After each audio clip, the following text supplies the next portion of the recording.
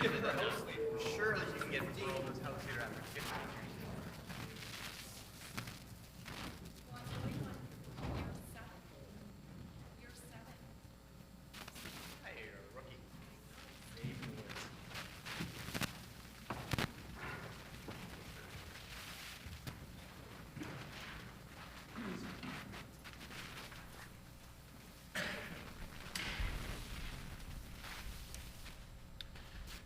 It is my duty to inform the House that the Speaker is unavoidably absent. Therefore, in accordance with the statutes, I would ask the Assistant Deputy Speaker to please take the chair.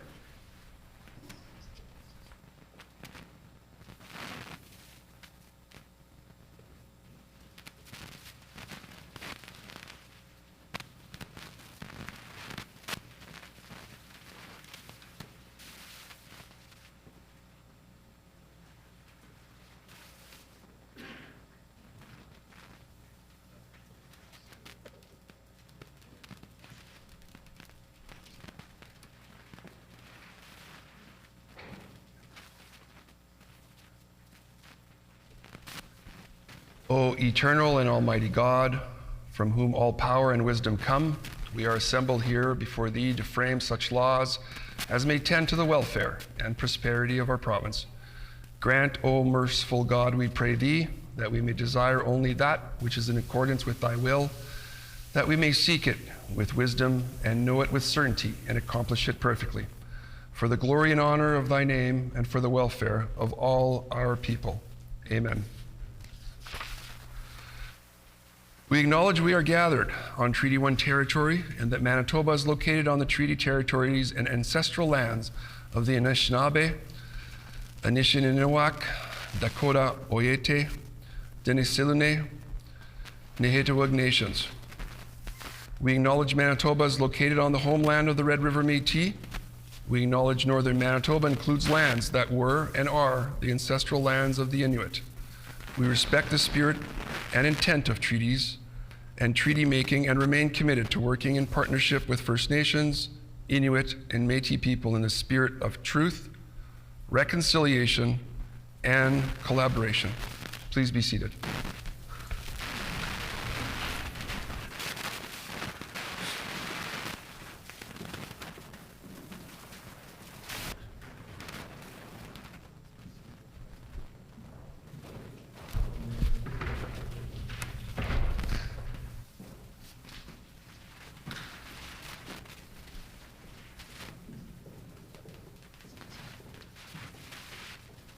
Routine proceedings, introduction of bills, the Honourable Member for Waverley. Thank you, Honourable Assistant Deputy Speaker.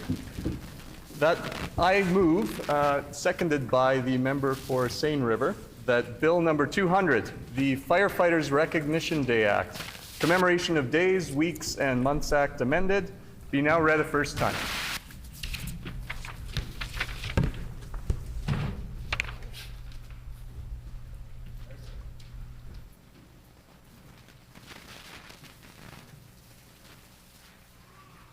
It has been moved by the Honourable Member for Waverley, seconded by the Honourable Member for Assiniboia,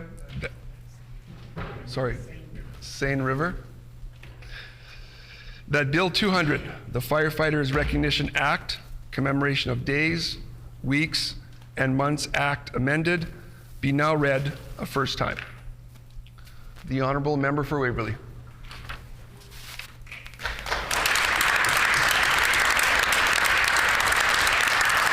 Thank you, Honourable Assistant Deputy Speaker. Today I am happy to introduce the first private member's bill of this session, Bill 200, the Firefighters Recognition Day Act. This act will designate May 4th as Firefighters Recognition Day, a day to acknowledge the bravery and sacrifice of all firefighters who play such an integral role in Manitoba's fire and medical emergency response system and put themselves at risk every day to protect Manitobans, their property, and the environment. This day will also honor and remember firefighters who have died in the line of duty. I look forward to unanimous support for Bill 200. Thank you.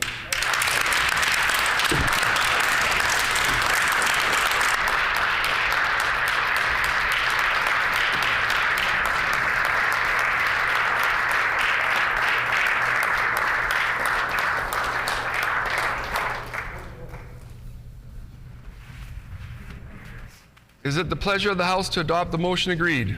Agreed. Agreed and so ordered. Committee reports, tabling of reports, ministerial statements, member statements. The Honourable Minister of Finance. Thank you, Honourable Deputy Speaker. Today I want to commemorate a champion of the St. James constituency, Karen Source. A lot of influential work in communities goes on behind the scenes, and I want to thank and acknowledge Karen, who joins us in the gallery with her family, as one of the many behind-the-scenes superheroes from my constituency. Karen is in her 4th term of serving as the president of the board for the Bordair Community Centre in St. James. It's inspiring to see her dedication to supporting families in the King Edward neighborhood and her continued willingness to take on the challenge of leading in our community. She's been influential in her work as president. Most notably, she organized the Bordair Community Centre's annual Trunk or Treat event. Initially, it was a response to the pandemic when regular Halloween activities were difficult to do with health restrictions at the time. Karen suggested that the center host Trunk or Treat, where families could gather in the center's parking lot, collecting candy out of the trunks of decorated vehicles and connecting. The community response over the years has been amazing. Volunteers provide multiple vehicles, pumpkins, and food, proving that community shows up when an inspiring leader creates an opportunity. The event has grown, and this year it had a record number of high school volunteers and trunk donations. Karen initiated Trunk or Treat and many other creative initiatives as president of Bordair Community Centre's board. She oversaw the new mural that was painted this fall by local artist Rachel Lancaster that now wraps around the center's building, and I can confirm for the House that it's absolutely beautiful. Karen also collaborated with me on providing youth with free art programming with Art City over this last summer. Constituents like Karen are what hold our communities together. They create spaces for celebration, participation, and fun. Karen's work reminds all of us to be active members of our community, that when everyday heroes donate their time and energy, amazing things can happen. Thank you.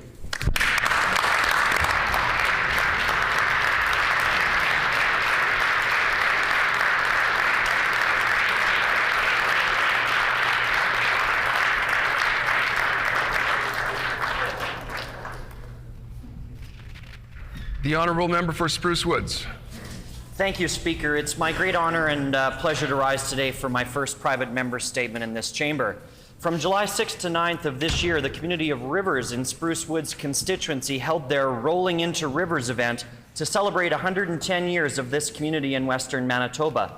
The weekend began as an event by the Rivers Train Station Restoration Committee to highlight Rivers as the only community where the Sakini bicycle, a heritage bicycle, was manufactured in the world outside of Japan.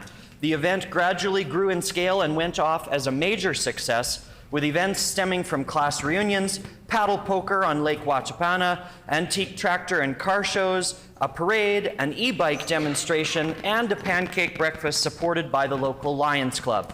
For those of us of Scottish heritage in this place, you'll be sad you missed one of Saturday's big events, the Rivers Pipe Band Reunion. I was honored to attend some of the events, including the emergency services display, as well as the grand opening of the new Rivers Game and Fish Wildlife Range, including ranges for all sport shooters and a beautiful learning center to educate the next generation of hunters, anglers, and sport shooters. I want to thank the organizers for their invitation, but more importantly for all their hours of work making this celebration happen. It is so important to celebrate the beautiful communities we have in Western Manitoba. Thank you.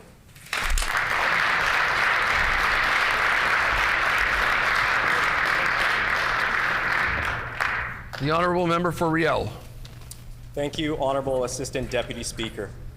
I'm pleased to use my first opportunity to speak in the House to highlight the generosity of Riel constituents Diane and Jack Ranka. Initially prompted by the need of our Ukrainian neighbours fleeing the violence, the Rankas have been busy in their retirement providing new Manitobans with home furnishings and clothes, even after Diane's over 40 years of serving others as a nurse. In the last 11 months alone, they have helped over 24 families from around the world put their roots down here in Winnipeg. Many refugees move out of a hotel into their new space with nothing but a mattress to rest their head on. The Rankas first greet families with blankets and a pot to cook in, then determine what is needed to make this new space a home. They have provided furniture, cooking utensils, and clothing, most of which is donated by community members who have recently lost a loved one or simply donating to let no longer needed items fill the needs of others. Diane has selflessly transformed her home office into a free community store, providing families the ability to choose items themselves and empowering people at a time when much has been sacrificed.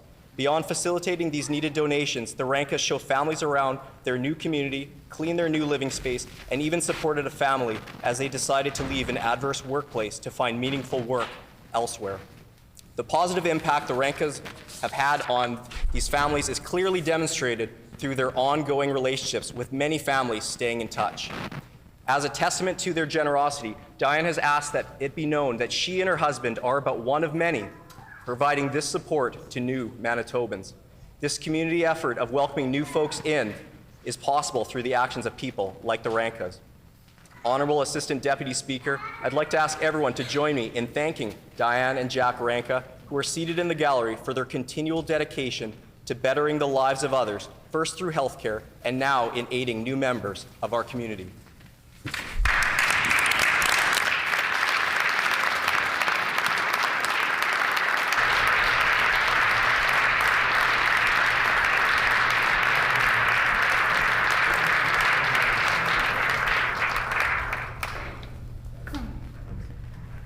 Before we continue with members' statements, I would like to draw members' attention to the public gallery, where we have 53 grade 4 students from White Ridge Elementary under the direction of teachers Jamie Lemon and Kay Voth.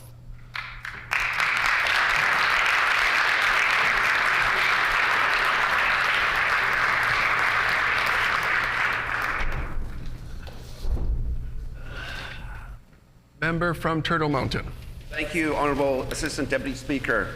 I rise today to pay tribute to a constituent that's traveled more miles and impacted more lives with his music than anyone else can guess. Canada Stu Clayton, Stu that everyone called him, lived a credible 94 years, but to him, home was always between Manitou and Kalida in our lovely Turtle Mountain constituency. He came from to be known as the Canadian Balladeer through his distinct style and dedication to his craft. He was an infectious love of music that started at an early age and was stuck with him throughout his entire life.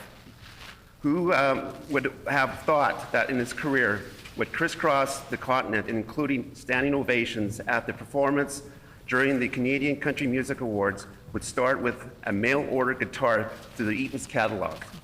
Between 1964 to 2007, he released 44 musical recordings and wrote over 300 songs. He did this while farming, driving a school bus, coaching youth, and remaining a pillar of his community. Throughout it all, he was a father first and foremost, and those that knew Stu would know that this would be wholly uncomfortable with this recognition. He built up those around him, and that was what his priority was. To the Stu's family, I want to thank them for sharing him with us for over the years. If we can take any advice from his gentleman cowboy, I want to think that the description of his own success is just that. He always said, I never want to be a star. I I love doing what I'm doing. And I encourage all of us in this chamber and all Manitobans to take these words to heart. Honorable Assistant Deputy Speaker, Stu Clayton passed away on October 14th of this year. Honorable Deputy Speaker, I ask for a moment of silence in the memory of Stu Clayton. Thank you.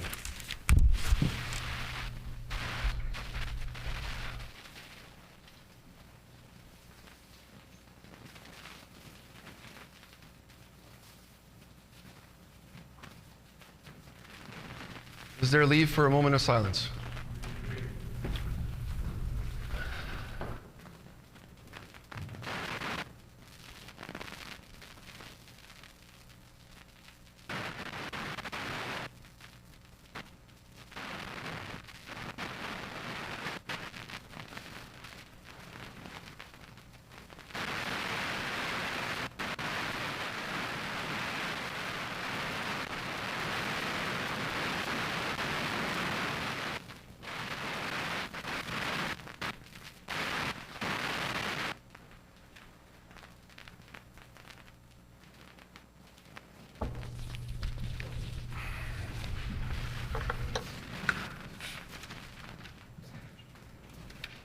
Member for Tyndall Park.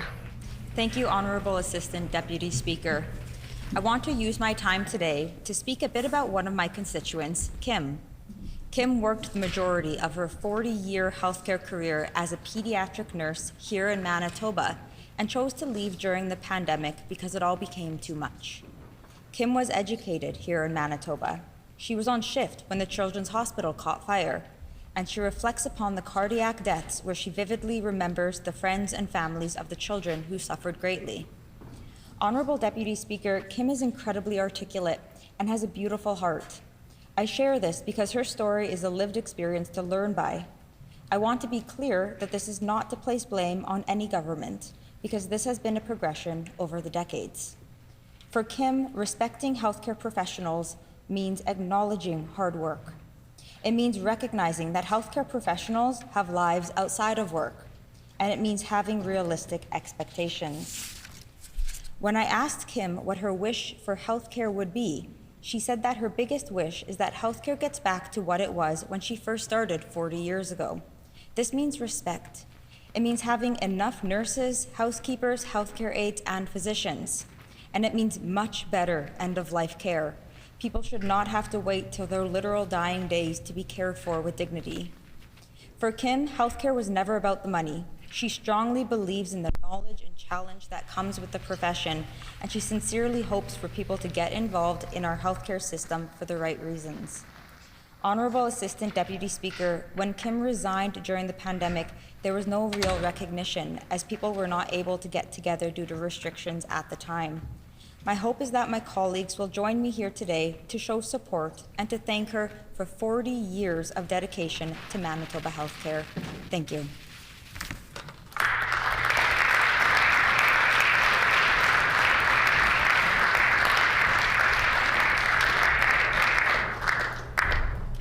Prior to oral questions, I would like to draw members' attention to the public gallery where we have guests for the Honorable Member for the Maples, Corey Juan, Neme Juan, Andrew Kashensky, Mary Kashensky. On behalf of all honored members, we welcome you here to the Legislative Assembly of Manitoba.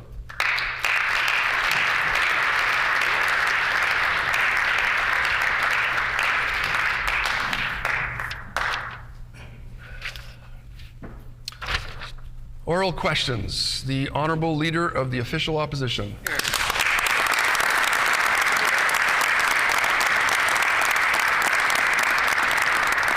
Thank you, Assistant Deputy Speaker. I want to start by once again offering our condolences to the families of the victims who were tragically killed after the horrific shooting that took place on the weekend on Langside here in Winnipeg. Following that tragedy, the NDP Premier indicated that he asked the Minister of Justice to take action with respect to this issue. My question for the Premier is, what action has his Minister of Justice taken to ensure that such a tragic event never takes place again?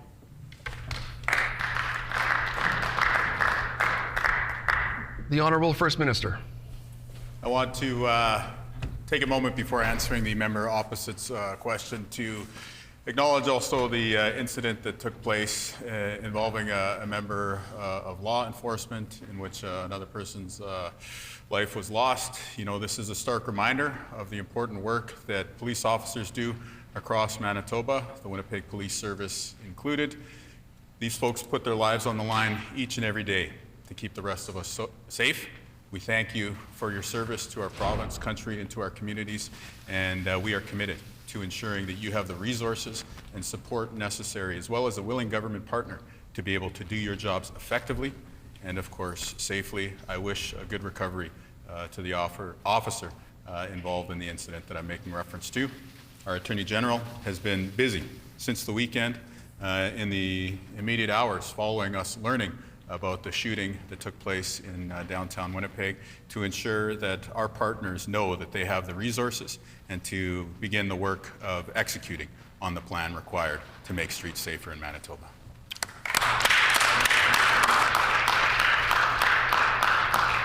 The Honourable Leader of the Official Opposition. Thank you very much, Assistant Deputy Speaker. And Manitobans deserve to feel safe in our communities. The Premier had said that he asked his Minister of Justice to take action with respect to this issue. So I asked the Premier again, what action has he taken and asked his Minister to take on behalf of Manitobans so that such a tragedy doesn't happen again in our communities?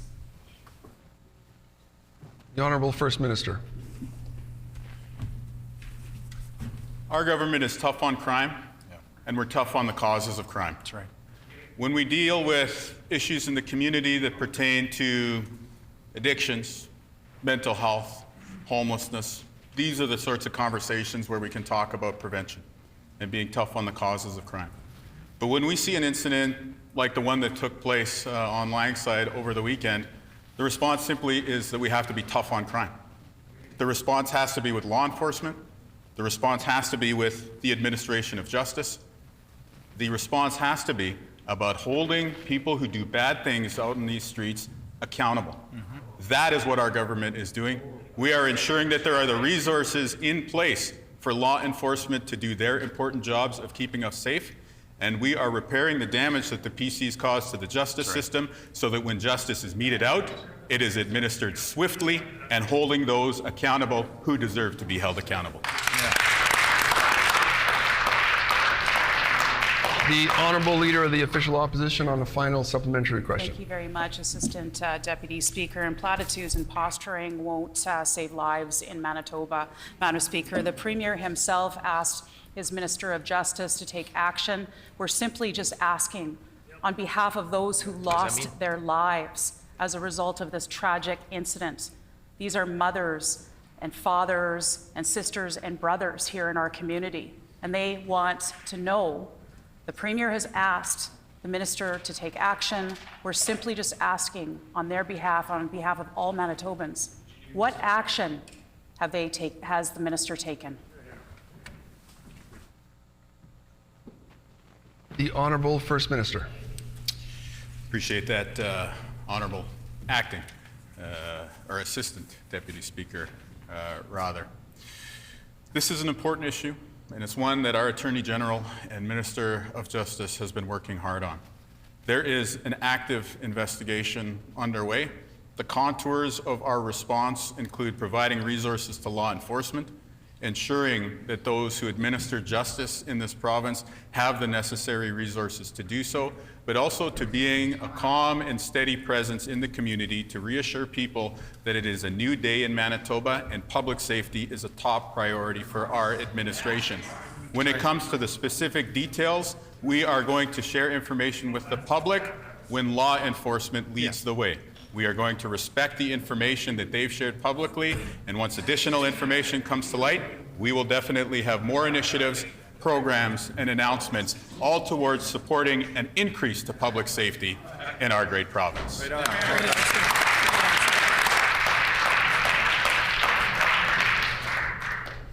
The member for Brandon West on a new question. Honourable Assistant Deputy Speaker, as a former police chief with many decades of service, I know many, many violent crimes are committed by offenders who are out on bail. Our PC party led the country in the call for federal bail reform. The NDP Premier, during the election, claimed he could reform bail provisions at the provincial level. Why hasn't he, and when will he?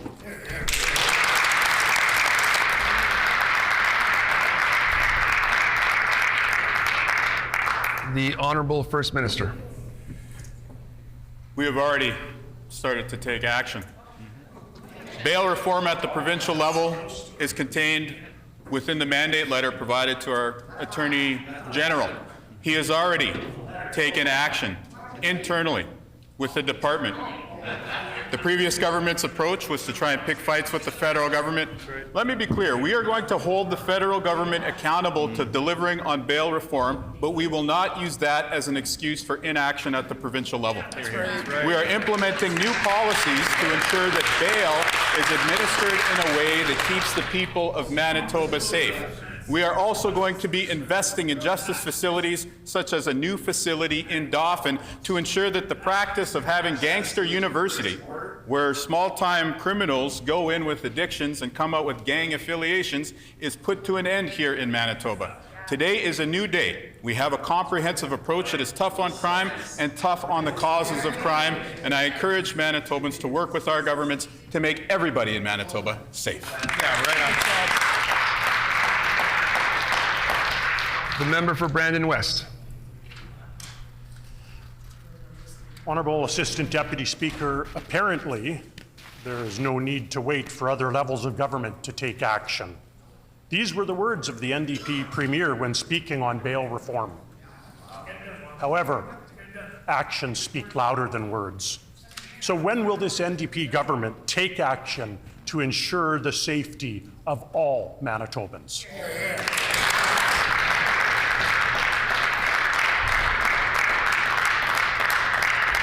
The Honourable First Minister. We already have. The first actions of our government included in the Department of Justice to begin ensuring that we take action to administer that the way bail is delivered and meted out in Manitoba is done with an eye to making communities safer. That's right. At the same time, we also know that justice facilities are needed. New facilities, such as the one in Dauphin, but also a new approach within existing facilities. The status quo is not working. Right. The previous government presided for 2 terms over a deteriorating situation with respect to public safety in our province, and every single indicator backs that up. Yeah. Manitobans spoke with one voice. They rejected the approach of the past 2 terms, and they've asked for a new approach. We are tough on crime, we are tough on the causes of crime, and we are bringing in safer streets to all of our communities. Yeah, right on.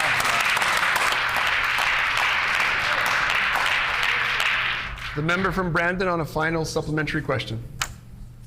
Honorable Assistant Deputy Speaker, this past week, 4 people were murdered in a mass shooting here in Winnipeg, and I send my heartfelt condolences to all those involved.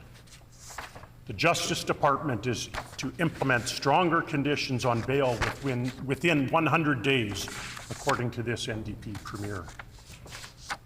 Today is day 57 of this lofty promise. There's a saying in law enforcement that justice delayed is justice denied. With the very recent uptick in violent crime, time is of the essence. When will this NDP government come good on their promise to protect all Manitobans?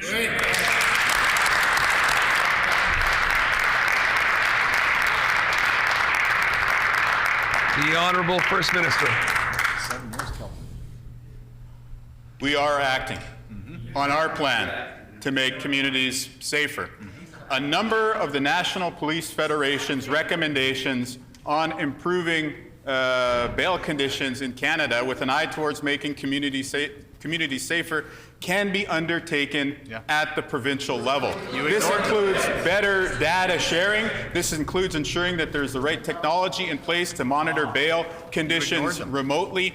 I would point out to the new member for Brandon West that the front bench of MLAs that he sits with today completely ignored all of these recommendations from the National Police Federations. That is not acceptable. We are taking action to implement them right now. I would welcome the member for Brandon West to join with us with this new approach to making communities safer and to reject the failures of the past 7 years of the PC former government. Hey, there you go.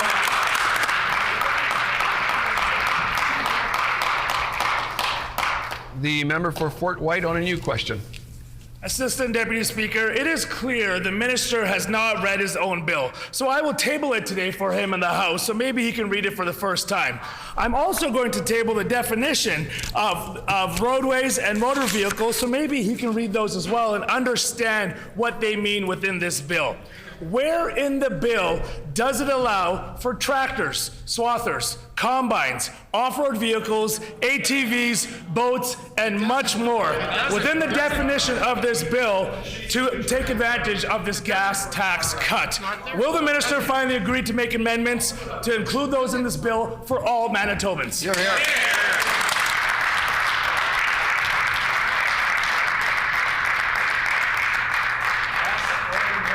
The Honourable Minister of Finance. Thank you, Honourable Deputy Speaker. You know, I'm grateful for the question. It gives me an opportunity to talk about the important things our government is doing to improve affordability for Manitobans. You know, for many years, many years, Manitobans struggled, 7 years, with a government that wasn't paying attention to their needs and certainly was not tuned in to the affordability challenges they were facing. And I know every member on this side of the House has heard from concerned community members about the degree and scope of the challenges they faced under this previous government. It's a new day, Mr. Deputy Honourable Speaker. It's a new day. We're bringing affordability improvements to Manitobans. The only question is, will the previous government support this bill, yes or no?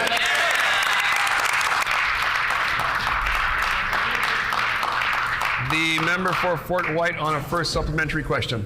So once again, no answer for the Minister of Finance. I guess he's going to separate Manitobans and leave them out in the cold.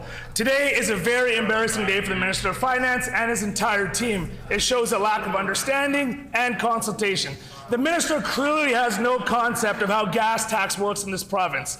If farmers do what the minister suggests and switch to clear fuel under the proposed NDP tax cut, they will actually pay 11 cents more because those farmers won't get the tax savings on the marked fuel that the federal carbon tax provides. Now, NDP math, save 3 cents on their tax cut or pay 14 cents with the federal Liberal carbon tax cut. Can the minister stand up today and apologize to all Manitobans and admit he has no idea what he's talking about?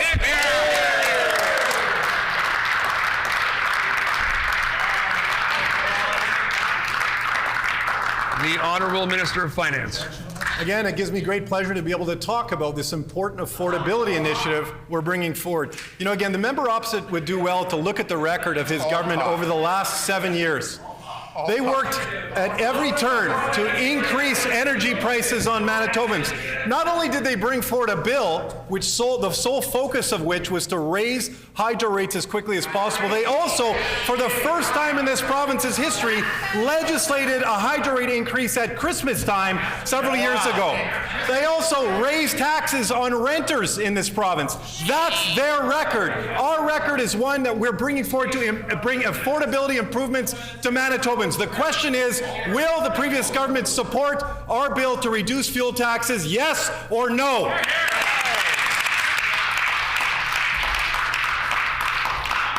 The Honourable Member for Fort White on a final supplementary question.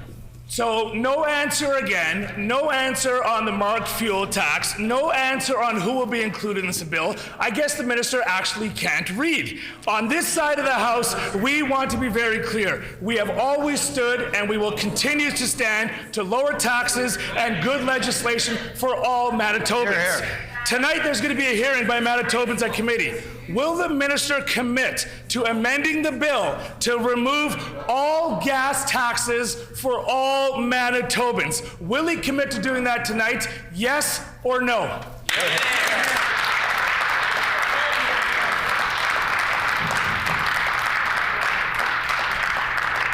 The Honourable Minister of Finance. Thank you, Mr. Deputy Honourable Speaker. Look, this bill is a great news story for Manitobans, and not just Manitobans in our urban centres, but it's a great news story for Manitobans living in our rural and northern communities especially for the families of farmers who use a lot of fuel to get to work, to drive to school. This bill will provide significant benefits to the families of farmers and our producers in this province. What's the record of the members opposite? Making life more expensive for farmers with a 300% increase to their Crown lease costs. They would do well to take a close look at their record. Mr. Deputy Honourable Speaker, we are very proud to be bringing hundreds of dollars of savings for Manitobans with this bill. Will the members opposite support, yes or no?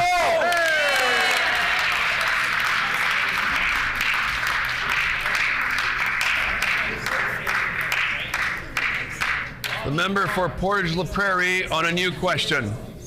This NDP government continues to support the unfair federal carbon tax that places a burden on our farmers.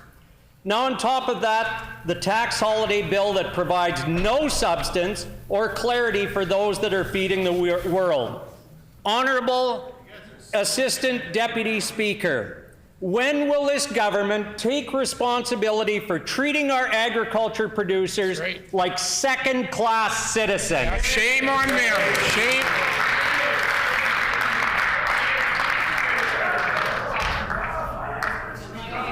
The Honourable Minister of Education and Early Childhood. Order.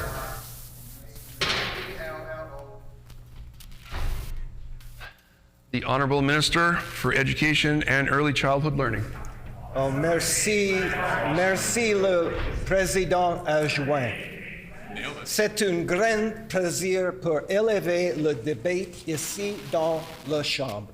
And I will say this, the entire campaign was one of division that was waged by this PC bench. That's true. And they continue today with their line of questioning that is really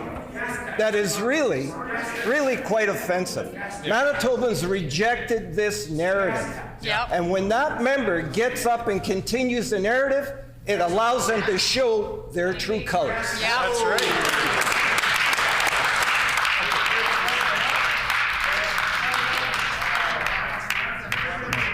The Honourable Member.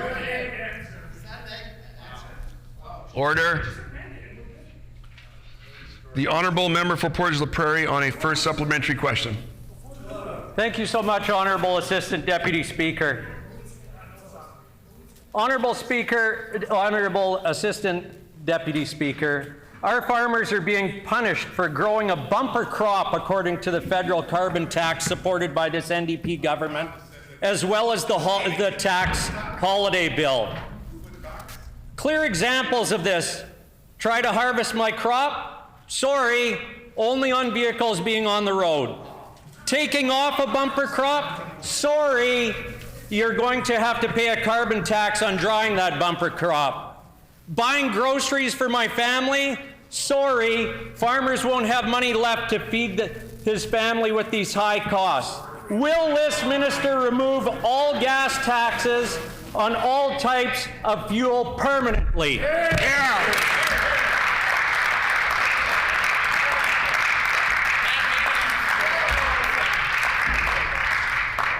The Honourable Minister of Education and Early Childhood Learning. Oh, merci, le Président adjoint. I just want to remind that member that when he's talking about punishment, that kind of language, as far as when we're using that in the House, that is really quite a powerful piece of language to use. We can then reflect on their 7 years in government, where they increased, I believe, jacked up crown leases by 300% or more. What? On who? Farmers. Oh my God. On farmers. You know what? It bears repeating that when they get up in the House and continue on this path of division, what they're showing again, Monsieur le Président adjoint, their true colors. Oh. Yeah.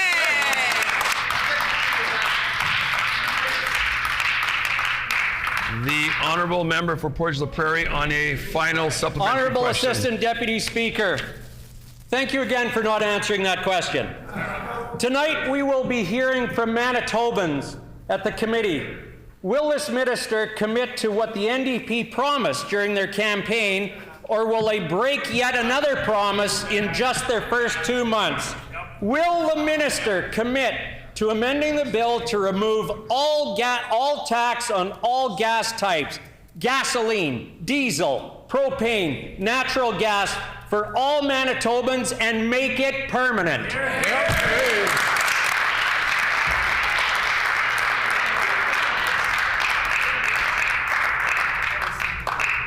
The Honourable Minister of Education and Early Childhood Learning.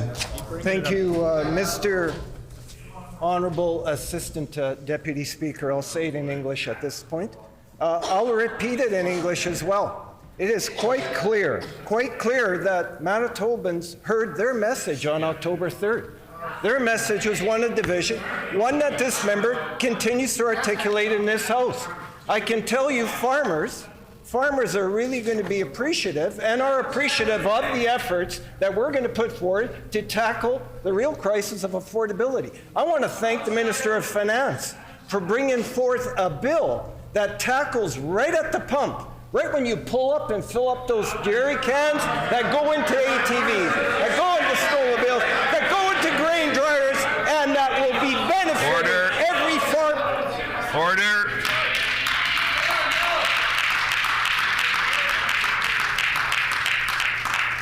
The member's time has expired. I recognize the member for Midland on a new question. We have heard a lot today about this tax pause will impact our critical farmers and how they're left out. But this NDP government has also left out many unanswered questions from urban and suburban families as well.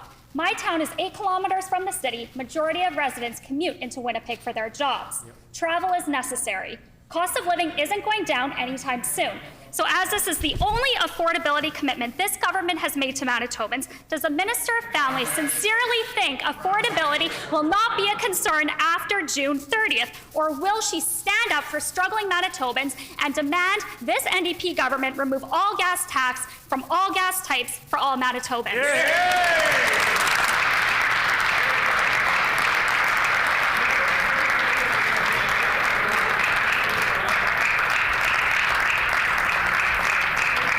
The honourable member for Families, Accessibility and Gender Equality. Miigwech, Assistant Deputy Speaker.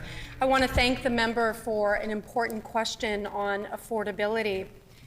I would ask the member, I know that the member is new to the chamber, but I would actually encourage the member to look at the front bench, her front bench there that did so much damage when they were in government. And actually, when they were in government, increased hydro rates by 20%. In the midst of a global pandemic, when more Manitobans were at home, what did the front bench do? They jacked up the rates of Manitoba Hydro. One of the things that we're doing for affordability is we're going to be freezing Manitoba Hydro rates.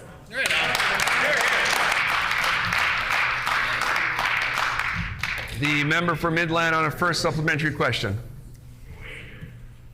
Manitobans are struggling right now, and this pause is going to end on June 30th. So will the Minister of Families stand up to her colleagues to ensure that the Minister of Finance write the bill in effect until inflation is not a problem for Manitoba parents and Manitoba families? Yes or no?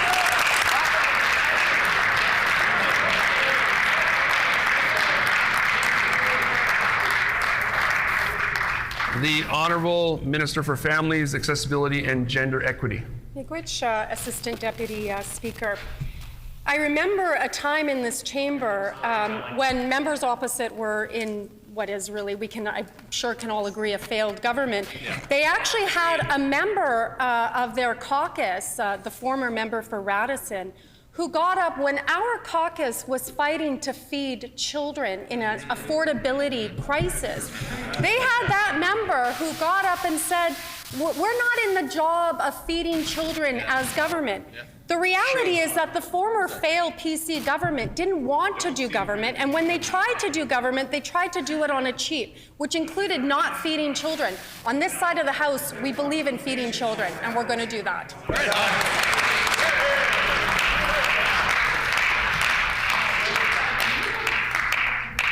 The member for Midland on a final supplementary question. That I can take back to my mum groups and other parents. The takeaway from this NDP government is that they want Manitobans to trust them, but are offering no guarantee that affordability will be taken seriously after June 30th. If the NDP government is truly concerned about affordability, why not commit to not just a tax holiday, but a tax retirement? So will the minister retire the tax permanently and amend the bill to reflect that?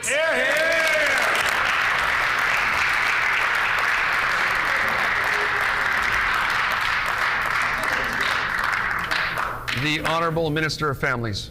Miigwech, Assistant Deputy Speaker, and I also just want to congratulate you on your appointment here as well, and you're doing a very, very good job today. I want to just say this, as the Minister of Families, of which I take the responsibility very, very seriously, and I'm very honored to have this role. I want to give a shout out to our staff. Our staff are working so hard in ensuring that Manitoba families are assured that their government, their NDP government, are working hard on behalf of them. We understand that there's an affordability crisis. We understand that mothers are concerned about putting food on the table for their children. And we have committed to a universal school nutrition program, and our staff are working very, very hard alongside all of our team members on this side of the House. We understand, and we're with Manitobans.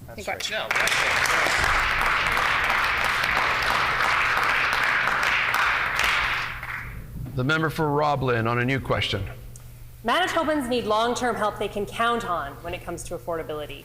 As a parent, I know how quickly costs add up for families, but the cost of heating your home is non-negotiable. The rest of the country, including the NDP Premier in British Columbia, have fought to remove the carbon tax off of home heating. But this NDP Premier won't stand up for Manitobans. Will this NDP government stop collecting Trudeau's carbon tax on home heating today? Yes or no? Yes or no?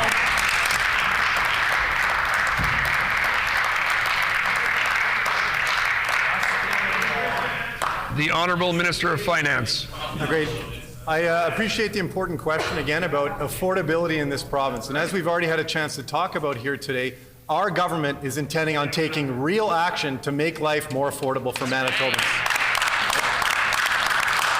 And that's after many, many long years, Mr. Acting Deputy Speaker, of a government that just didn't take action. And that, frankly, I think most Manitobans recognize wasn't connecting with their challenges, couldn't understand their challenges, and seemed to be more connected to the interests of millionaires than they were of regular, everyday Manitobans. Things have changed in this province. We're bringing forward a whole suite of affordability initiatives, and we're looking forward to making life more affordable for everyone in this province. Awesome. The Honourable Member for Roblin on a first supplementary question. More than 5 times in the past few weeks, the NDP Premier and his ministers have met with Trudeau's officials, including the Deputy Prime Minister. They haven't once used this opportunity to stand up for Manitobans, leaving Manitobans in the cold on home heating. Shame. Will the Minister of Finance use one of their weekly meetings as part of the NDP Liberal coalition to get the carbon tax off of Manitobans' home heating bills?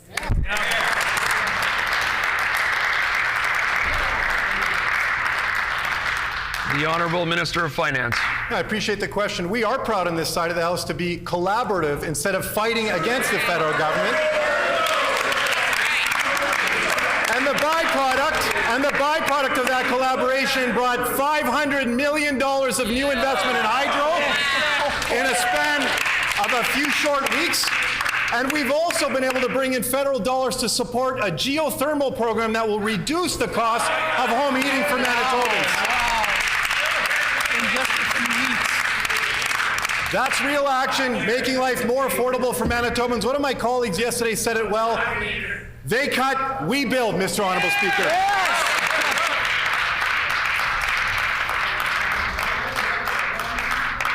The Honourable Member for Roblin on a final supplementary question. The carbon tax is going to go up every year under the NDP Liberal coalition. The NDP could provide permanent, meaningful relief for Manitobans by refusing to collect the carbon tax for their friends in Ottawa. It's too late for them to be a leader on this issue, but it's not too late for them to finally stand up for Manitobans. Will the NDP Premier and Minister do the right thing at committee tonight and amend their gas tax legislation to include taking the carbon tax off of natural gas home heating? Yes or no?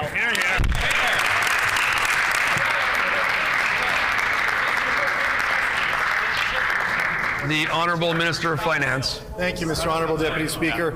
Look, Something important here the members opposite need to be cognizant of. They were in government for 7 years and were unwilling to take this action on the fuel tax or any other action for that matter. Things have changed in this province.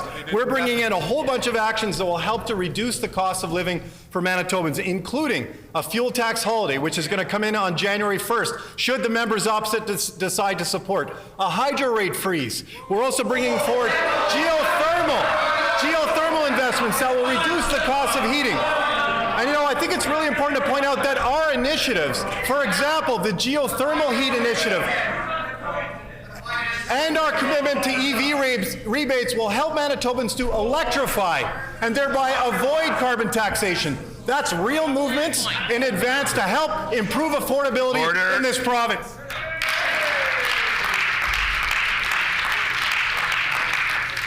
The Honourable Minister of Finance time has expired. Member for Tyndall Park on a new question. Thank you, Honourable Assistant Deputy Speaker. Yesterday, I asked a question to the Health Minister on the inconsistent schedules of rural ERs. I'm now tabling a media article from yesterday where Southern Health made the announcement that it was further shortening its ER hours and shutting down its obstetric services because of a shortage of doctors. What is this government doing now to restore emergency services back to normal in the Southern Health region?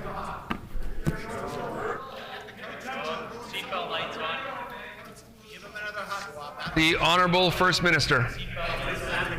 I want to thank the member for Tyndall Park for once again raising a question on the number one issue that matters to the people of Manitoba, which is healthcare. That's opposed to the members opposite who keep raising questions about our plan to save families money starting on January 1st. That's right. I welcome them to keep repeating our message.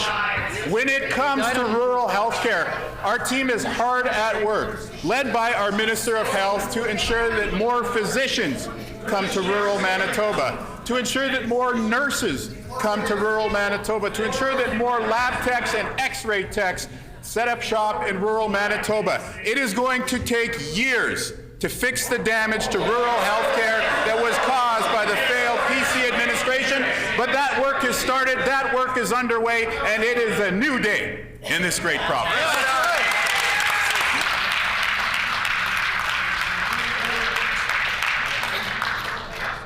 The member for Tyndall Park on a first supplementary question. Thank you, Honourable Assistant Deputy Speaker. One of the biggest obstacles to timely access to healthcare is ensuring that we are retaining enough healthcare professionals to live and practice rurally. This is why it's very concerning that just yesterday, Southern Health announced that they are going to be shutting down their obstetric services as a result of a shortage of doctors. Will this government give a clear timeline? Is it truly years on when the residents of St. Anne's will regain these services in their communities?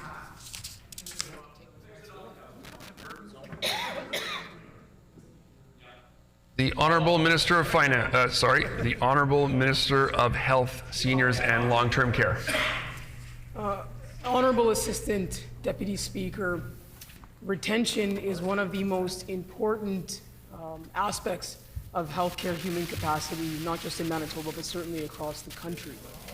And, something that we all are very well aware of, but in my capacity as being the health minister now, and I've seen the data of what happened under the previous government. Unfortunately, our province went through 7 years of a PC government that did nothing to address retention. They didn't take it seriously at all. Our government from day one has taken steps to retain the expertise we have in rural healthcare in Manitoba, and we're going to continue to do that very important, critical work.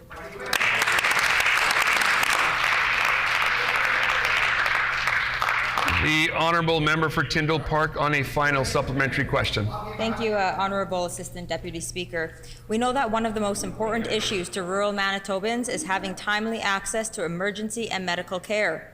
A survey from AMM found that more than 90% of its municipalities are reporting doctor shortages.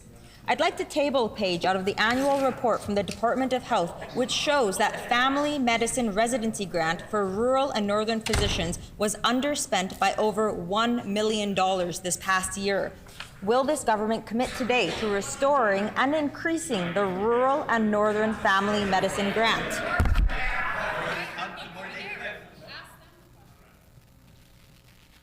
The Honourable Minister of Health, Seniors and Long-Term Care. I'd like to thank the member for Tyndall Park for reminding this House of the previous government's cuts to healthcare, the previous government's cuts to physician retention and recruitment, and the impacts of that are being felt and reflected in what that member has brought forward today. And unfortunately, years of damage to our healthcare system are going to take years of very hard work to fix and address, but our team, our government is committed to doing that work, and we have already started doing that since being sworn into office. I also want to say that while members opposite heckle me on this issue, and they try to heckle me when it comes to us going out and listening to frontline healthcare workers, Manitobans can trust that our government is serious, we're listening to them, and we're going to work with them where the previous government turned their backs on them outright. Wow.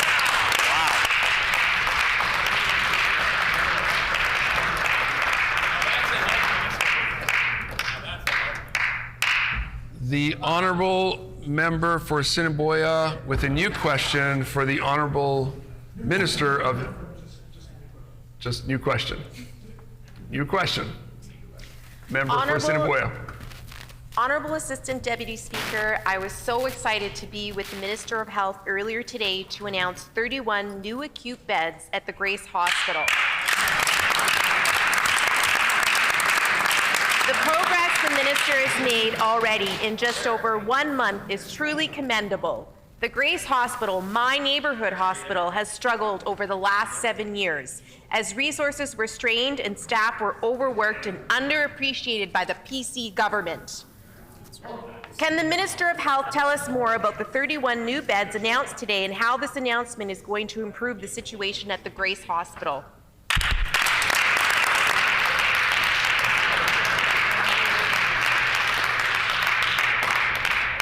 The Honourable Minister of Health, Seniors and Long-Term Care.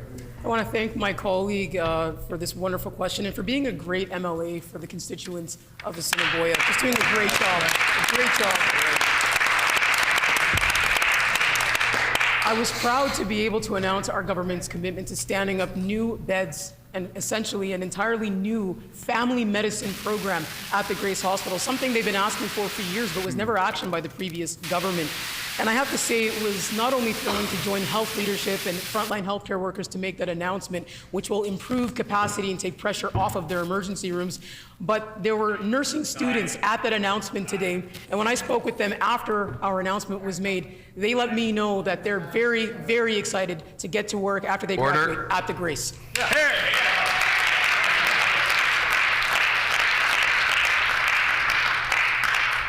The Honourable Minister's time has expired. Member for Spruce Woods on a new question. There's a bit of a confusion on that side, Deputy Speaker. First, we had the carbon tax flip-flop. The finance minister said yes. The premier said no. Then he said yes. Now we don't know. Yesterday, the health minister tried to answer questions for the environment minister. The environment minister answered questions for the infrastructure minister. The minister for education said Oak Lake and Dauphin are close together.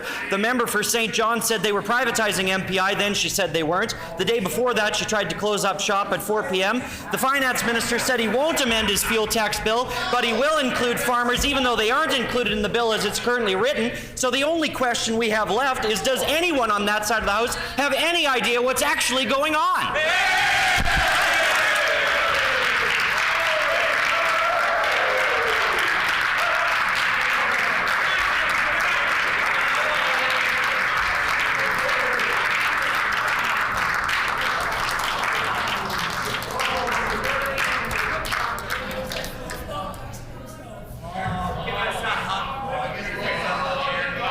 The Honourable First Minister.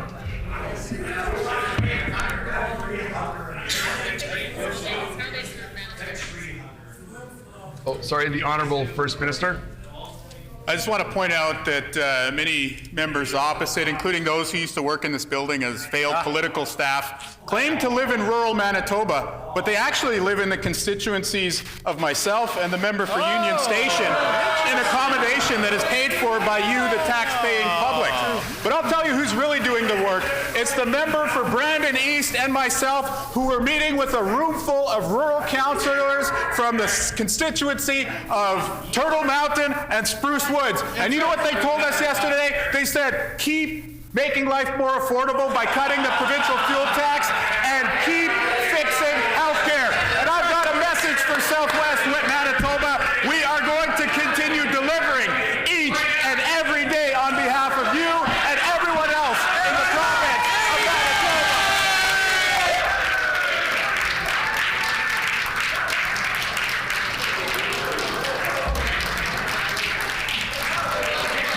Order.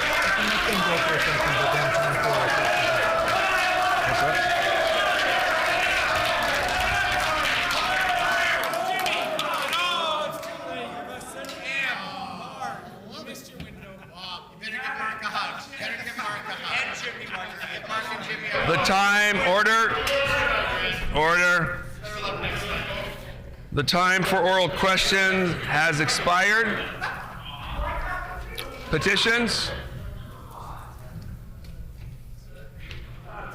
Orders of the day, government business, the Honourable Government House Leader.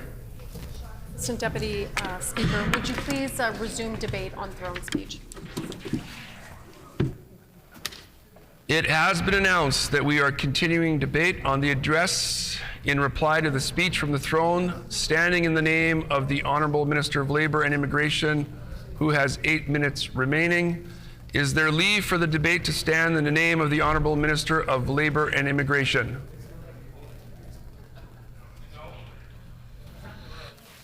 Leave has been denied. The debate will not remain standing in the name of the Honourable Minister of Labour and Immigration. The Honourable Minister for Selkirk. The Honourable Member. My apology. The Honourable Member for Selkirk.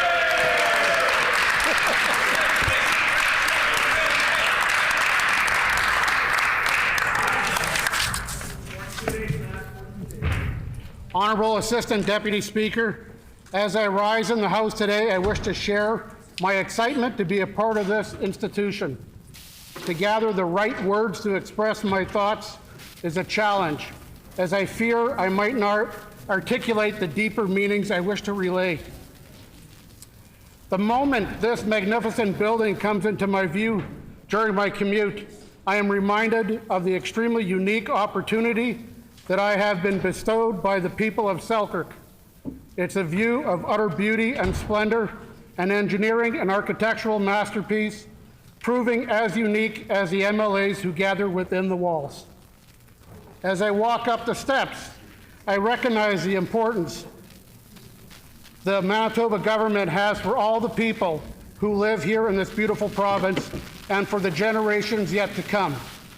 As we ascend these steps to perform our duties, may we be reminded of our obligation to allow and encourage others to rise to their full potential and remove the barriers that keep them down. As I am greeted by security, I am aware of our responsibility for the safety of all citizens of Manitoba and how we must protect them from harm or oppression. May our first interaction in this building be that of protection and awareness. May we take comfort that the security team protects our democracy and ensures that we can govern without threat or physical harm or violence. May we build on that safety and ensure that all Manitobans never spend a moment in fear or oppression. May we stand up in the face of adversity and deny hate and violence. As I walk these halls, I am reminded of the MLAs that came before me, leaders who were elected to represent their constituents. May we never lose sight of the importance of the job that we were given. May we work hard to show the votes were not cast in error. May we walk these halls together with our heads held high, knowing that we are doing the job that Manitobans sent us here to do. May we work hard to represent all the people of our ridings and leave no one out. As I enter my office, I am steadfast in the pursuit in making this world a better place. A place without violence, a place that celebrates our differences, a place to thrive regardless of who you are or what makes you different. A place that recognizes hard work and rewards those who wish to work for a better life. a place to worship whatever God you choose, and a place to love who you wish. I hope to break down the barriers and help unite all Manitobans to come together as one. As I enter the PC caucus, I am overtaken with a sense of pride and a feeling of family, the assurance of being part of a real team, a team that recognizes the importance of every member. There's a tremendous respect between caucus and staff and caucus. In a world where knowledge is power, I am grateful for our re-elected members and returning staff for all that they provide to our PC team, and I am proud of the newly elected members that have chosen to take this journey alongside me. I am surrounded with decades of knowledge, experience, expertise, and passion from our returning team, and the unbridled excitement and determination that our newly elected team members bring with their unique skill sets. I have great respect for our leader, and I thank her for putting her trust in me to be a part of this team, and I truly appreciate the role she has allowed me. The position of Advanced Education and Training Critic is an honor of itself. Words can never express how I feel about this PC team and each member of it. I know our work has just started, but I can't wait to see what we will accomplish. Honorable Assistant Deputy Speaker, as I enter this legislative chamber, I am cognizant of its rich history and tradition. It's very surreal to be a part of something of this nature, having the opportunity to not only be a part of history, but to actually impact the future. We have the fate of the province in these 57 seats. May we treat each other with respect and dignity. May we keep our differences professional, and may we work together to ensure that we respect the House and all that it represents. Honorable Assistant Deputy Speaker, as I sat in this chamber during the last new MLA training session, I was impressed with the tremendous effort that was put forward to teach us new MLAs everything we need to succeed. I want to thank everyone who had a hand in the preparation and delivery of such valuable training session. A special thanks to Rick Yarish for getting this done for us. Above and beyond the fundamentals of the training, I learned many other things. I've seen firsthand the passion and the professionalism that all the presenters have for their roles. I witnessed the enjoyment that they have for being a part of this institution, and I was able to see the dedication these real heroes of the Assembly have for democracy, many of whom have spent many decades ensuring we govern according to the rules set forth. As equally important was the ability to see our political adversaries as fellow humans, hardworking individuals who set out and worked hard to get elected. For that, you all have my respect and admiration. I had the ability to meet many of you during these few days of training, and I'm very grateful for that opportunity. We have all worked very hard to get here. We have all sacrificed time from our loved ones and from our friends. It is not an easy road we chose to walk down, and we will all stumble along the way. I only hope you pick yourself up with dignity and grace and perhaps a little humility. Be assured that you deserve to be here, for it is the will of the people that got you elected. We have a real opportunity to do great things for Manitobans. We can put aside the petty differences and work together to accomplish what we were elected to do. We can stop blaming each other for the past failures and work together on the successes of the future. In only a few days sitting in this House, I am ashamed with some of the behavior. Where has basic decency gone? Shouting across the aisles may make for good TV for some, but for most it comes across what it is, just plain childish. This disgraceful behavior only makes us look poorly in the eyes of those who truly matter, our voters, our friends, our neighbors, and anyone who has basic respect and understanding for their fellow human. I couldn't imagine this is the image we want for ourselves. Why do we find it so difficult to give true and meaningful answers?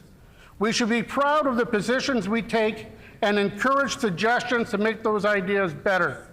I know this is a new concept, and we may not want change, but with change comes opportunity, and opportunity brings new ideas forward. Working to satisfy the needs of both sides of the House will ensure the desires of all Manitobans will be met. I hope that the exuberance I feel never goes away. I hope I never take for granted this tremendous honor that has been bestowed upon me. I hope I always look to each other, at each other and everyone in this room with the greatest of respect, knowing you are performing your duties with the utmost of integrity. Honorable Assistant Deputy Speaker, getting here was no easy task, and as I am certain for everybody in this room can attest, the long hours away from family, friends, work, the daunting tasks that never seem to get completed, the regulations and red tape to work through, the thousands and thousands of doors knocked upon as you try to sell yourself, the heated debates at the doors, over the phones, and within the town halls all take their toll on your physical and mental health. This was a job we signed up for, the job we wished for, and the job we were determined to hold. Putting your name forward often included bringing along your family, whether they asked for it or wanted it. It cast your family members into the spotlight, a light they didn't need or want shone upon them. Now they will be defending your party's position on all the hot button topics. They will forever be known as the MLA spouse or child. These are the real heroes of the MLAs who sit in this House. Without our families, we would be truly alone. Most importantly, I wish to thank the voters of Selkirk for allowing me the opportunity to get here.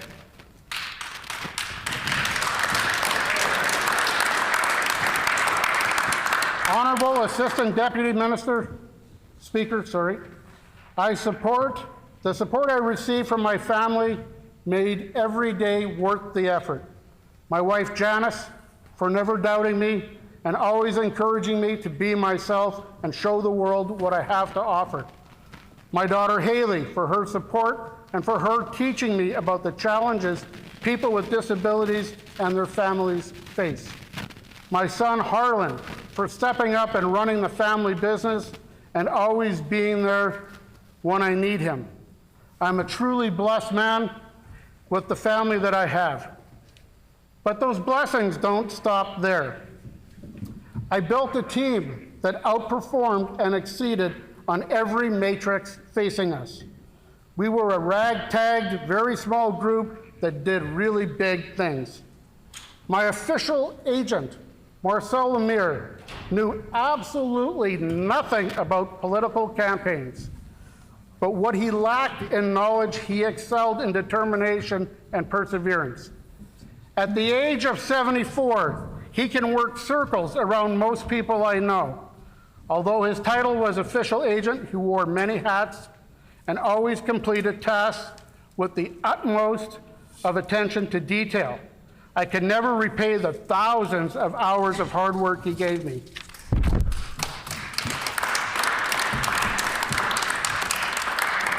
My campaign manager, Robert Austin, worked for my family business nearly 20 years ago. Since that time, he had gotten married, moved to BC, started a wonderful family, and returned with his family back home to Manitoba.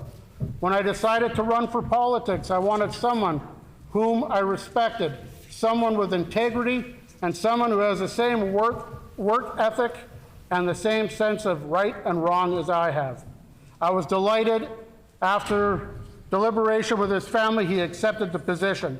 Rob's thousands of hours of directing the campaign led me to victory. His time and sacrifice can never be repaid. Maureen Hill is the epitome of class. She understates her importance in this team and her direct role in getting me elected. Make no question about it, without Maureen's help, I would not be here. Her excitement and spirit brought me up when I was feeling low. Her smile and kindness pushed me through the darkest of days. Her work ethic and ability to walk and knock for hours a day, day after day after day after day, makes her one of my superheroes. I did not know Maureen prior to the election, but I am honored that she joined my team, and I'm very proud to call her a friend today.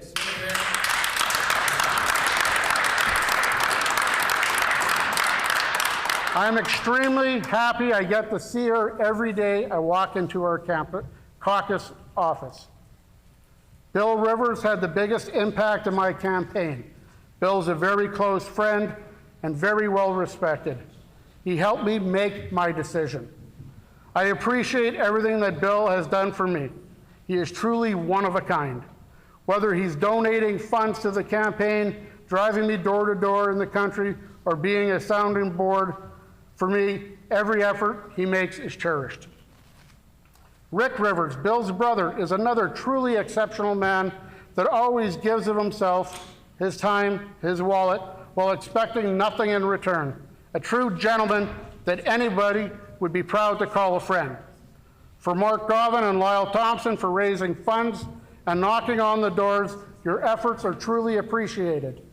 To Janet Lemire, Louise, and Al Thompson for running the office, I am honored by your support.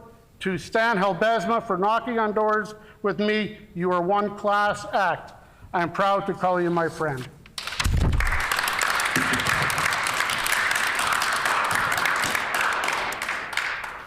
To my MP, James Bazan, for always encouraging me and treating me with dignity and respect.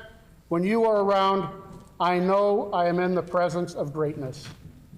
Honorable Deputy Speaker, Assistant, this team was very small, but success would not have been possible without the efforts put forward from these people. The saying, all gave some and some gave all, is definitely true here.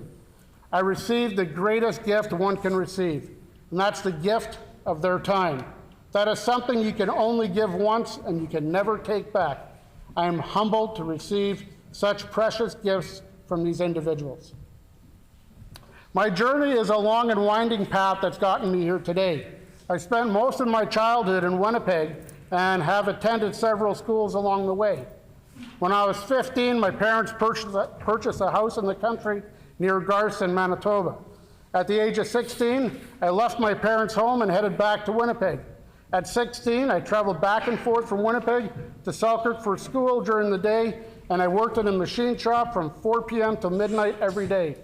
During that time, I started my first business, appropriately named Lawn Boy Services. The company provided weed treatment and fertilizer applications to lawns in the Selkirk area. The company taught me so much. It taught me how to work with government regulations, sales, marketing, financing, record keeping, purchasing, equipment repairs, and how to be a good operator. And it instilled a deep-rooted work ethic.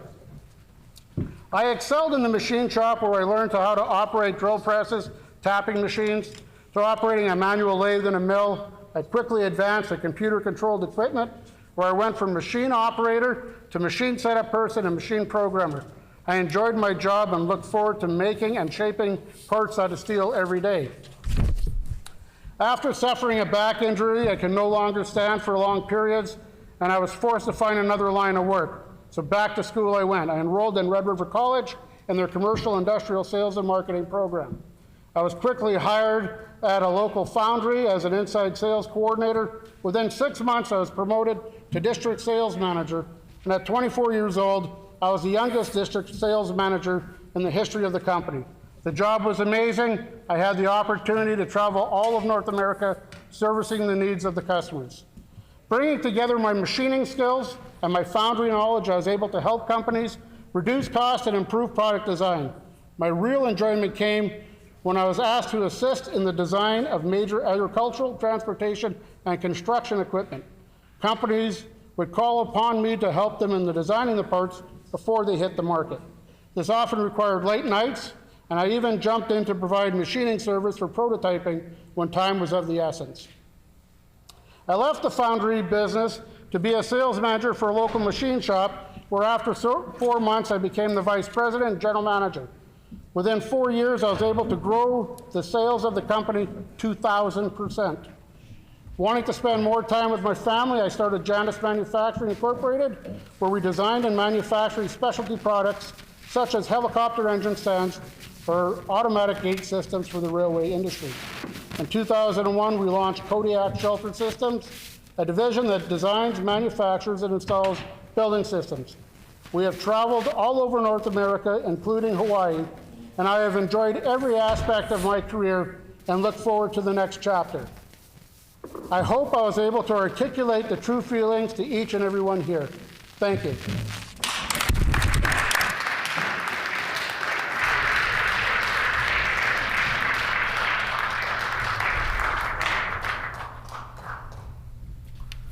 Order, please. I would ask for the members' attention for a brief moment. We are experiencing some static through the Hansard sound system. This is often caused by electronic devices, particularly cell phones, resting on members' desks by the microphones.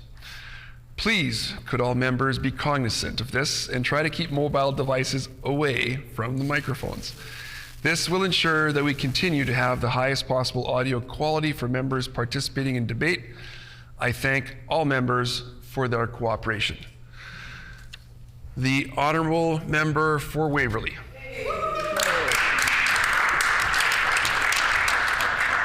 Thank you, Honourable Assistant Deputy Speaker. It is my honour to rise in this chamber to speak to this government's throne speech in my inaugural address as the elected member for Waverley. The speech delivered by Her Honour the Lieutenant Governor beautifully encapsulated the essence of our campaign and charted out the difficult yet rewarding work ahead of us. In talking to Waverley residents, I heard of the same core concerns repeated over and over. Our fractured healthcare system, the need for more childcare spots are top of mind for many families in the area. And as a first responder, longtime Winnipeg resident, and parent myself, I was encouraged by their thoughtful insights on how we might tackle some of these issues. I know that the throne speech's commitments to creating new childcare spaces and reopening the Victoria Hospital's emergency room are welcome news to my constituents and gave us all a newfound hope about the future. There's so many folks who helped me build these relationships and the trust with the residents of Waverley, and I'd like to acknowledge their work, beginning with all those who helped with the campaign. So Kieran Rice-Lampert, Chris Maddock, Grace Sukes, Matthew and Rebecca Harder, my mom and dad, Kathy and Vic Pankratz, my brother Jason Pankratz and his partner Alexandra Garrido, Sandy and Jillian Toronto, Gyung and Lauren Craker Lee, Connolly and Angela McLean, JP and Lindsay Ho, Jamie and Tara Toronto, Carolina Stetcher, Susanna Huguet, Greg Parent, Fahad Riaz, Mike Kelly, Gustavo Garcia, Myron Martins, Ross Brownlee, and all the volunteers who came alongside me to door knock and call on my behalf. You folks have taught me so much and are truly the reason why I'm standing here today. And many of my fellow NDP candidates also came out to help, but I want to recognize quickly the MLA for Fort Garry in particular. The member knocked on thousands of doors all over Fort Richmond and Waverley. His support was invaluable to our campaign. Many of those who volunteered alongside me were former bandmates from Winnipeg's music scene. Winnipeg has long been a leader in the arts, home to many prolific poets, authors, musicians, dancers, and more. And as a musician myself, I know the importance of ensuring Manitoba remains a desirable home for our artists, so they can continue to enliven our communities and express what it means to be Manitoban. Musicians across the province understood what was at stake in this election, and I couldn't have done this without them. I also want to thank my colleagues from the Winnipeg Fire and Paramedic Service who helped make this win possible. I was humbled when the International Association of Firefighters and United Firefighters of Winnipeg agreed to endorse my campaign, and when many of my fellow first responders found time amid their busy day jobs, as well as their busy night jobs, to volunteer alongside me. Tom Billis and Derek Balkin, along with the rest of the executive at UFFW, put countless volunteer hours into this campaign, and I can't thank them enough. I also received the support of several other unions. To my friends at MFL, CUPE, LIUNA, ATU, Unifor, thank you very much.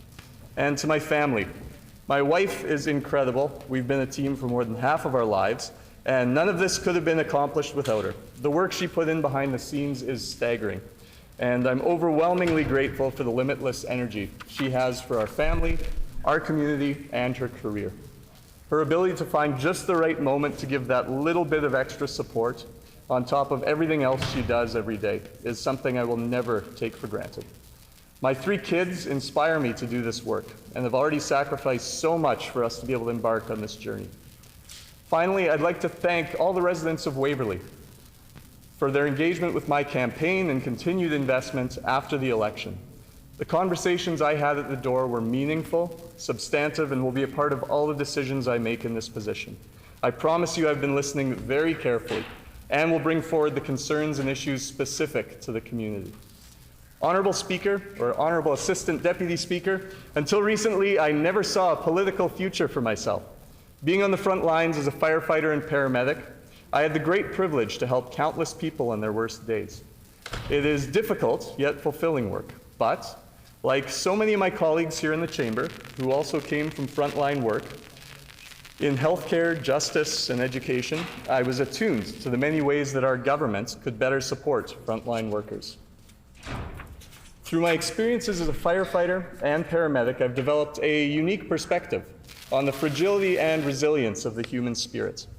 These past years have exposed me to the realities of people's lives in their most challenging moments, giving me a profound appreciation for the importance of empathy in our work as lawmakers. Seeing individuals in crisis at moments when they need help the most has taught me lessons that can't be learned from books or degrees or debates in the legislature, and it has shown me that our society often judges people on their worst days and perpetuates inequalities instead of providing the support needed to help them recover and repair their lives. This perspective is what I will bring to my role as MLA for Waverley. It's the backbone of my commitment to Manitobans and all the members sitting here today. I have been on the front lines, I have seen where our policies fall short. I understand that what we do here affects real lives, and this understanding will guide my approach to legislation. Honorable Assistant Deputy Speaker, what we heard in the throne speech was a call for unity, for us to come together and get our hands into the legislative work that will lift everyone up. Across our campaign in Waverley, we heard that people are tired of divisive and polarizing rhetoric from their representatives. Instead, we need to focus on evidence-based approaches to the many challenges facing our province. For years, we have understood that homelessness, addictions, and mental health are all sides of the same coin. We've understood the positive effects of harm reduction strategies that don't demand immediate sobriety from the people we are walking with. But for years, this chamber refused to put that evidence into practice. People are complex. We need provincial systems that work with frontline workers to meet people where they're at. We need provincial systems that respond to people with dignity, not ones that push people to the margins because they are unable to meet us on our terms and do what we want, rather than what would be best for them. So as outlined in the throne speech, this government is committed to working with community organizations to help shelters across Manitoba operate 24/7 with sufficient resources to meet the needs of our neighbors. One story comes to mind. Working as a fire paramedic, I reversed an overdose for the same patient struggling with opiate addiction multiple times over the course of multiple months. And every time we reversed the overdose, they would wake up, apologize. And think about that. They would get up and apologize. That's where they were at in their life. And say they wanted to get help. We tried multiple times to help them find that help. We became friends. We went so many times that the patient knew me on a first-name basis. The last time I saw them alive, they were sitting in the back of a police car, and they called out to me by name.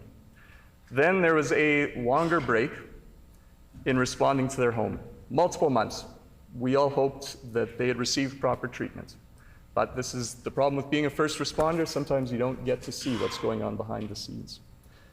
One morning at the beginning of my shift, we got a call for an overdose at their address. And that morning, unfortunately, there was nothing we could do to help them. The story is close to my heart, and there's no doubt that it will drive the work that I do here in this chamber. We need to tackle issues holistically and with a harm reduction lens. My friend who didn't make it and so many others bounce in and out of our provincial systems, putting them at risk. As a frontline responder, I know that transfer points between two different organizations are always the most dangerous places, where careful administration and collaboration are needed to ensure that everyone is on the same page, and that important details are not lost. We see this when paramedics bring patients to hospitals, when officers help people find community resource centers, or when formerly incarcerated folks are released on bail. With the newly created Ministry of Housing, Addictions and Homelessness, and under the guidance of the incredible member for Point Douglas, I know that we are on the right track already, and I should say the honorable member for Point Douglas. We will move away from a system where the right hand doesn't know what the left hand is doing. Under the former governments, the organizations responsible for supporting Manitobans had such narrow mandates that no one could appreciate the full picture or develop meaningful trust with those accessing services. But with this new department, I'm very excited for what we can create in the next 4 years. The increased investments in essential services our government will make, including 40 new firefighters in Waverley West and the province-wide target for 200 new paramedics, also gives cause for optimism. The best strategy to tackle homelessness and addictions cannot succeed without a robust and dedicated network of first responders and community support workers. The throne speech laid out our plan to reopen the Victoria Emergency Room as one of this government's first major investments in healthcare. And this was the #1 concern for residents of Waverley when I was out door knocking. Winnipeg is a growing city, particularly along its outer edges, and we cannot keep believing that 3 hospitals, emergency rooms, are going to be enough. Rural Manitoba is also growing, but over the past several years, we saw medical services for communities across the province centralized in downtown Winnipeg. Patients who are rushed to Health Sciences Centre from rural communities, particularly Indigenous reserves, often find that their family members are forced to travel great distances to see them, not knowing where they will stay when they arrive in Winnipeg. This is a problem. When people receive care far from home, it makes it almost impossible for loved ones to be part of the healing process, and we know this is incredibly important in that process. As I mentioned at the beginning of my time, many of us are newly elected members who never had any intention of running for office. But after these past 7.5 years of neglect and cuts for educators, for nurses, for first responders, and other frontline workers, many of us knew we needed to make a change. I'd be remiss if I didn't recognize the member opposite, representing Brandon West as a fellow frontline worker, and thank him for his years of service. It does disappoint me, however, that he is now representing a party that spent their time in government freezing municipal funding and redirecting funding away from important frontline services, and in so doing, defunding law enforcement, fire and paramedic services. So hopefully he can provide some much-needed perspective on what it is to be a frontline worker to his party, and I very much look forward to collaborating with him in our new roles to make certain that in the future, our law enforcement, firefighters, and paramedics are adequately supported. Over the past few weeks in this chamber, I've also heard a few comments from members opposite and, across the board about the newness of this government and its members, maybe painting it in a negative light, that somehow it makes us less qualified to speak on issues of importance or to be good legislators. I want to remind everyone that while the 42nd legislature was in session, the class of 2023 were teachers shaping young minds, farmers putting meals on plates, nurses providing care with unwavering dedication, and firefighters responding to emergencies across the province. We saw the way the previous government's policies affected Manitobans and said that it was enough. I would argue that those who write policy and pass legislation are not the most knowledgeable about policy. Rather, it's those whose lives are shaped by the policy decisions who need to be considered experts. We need to draw. Thank you.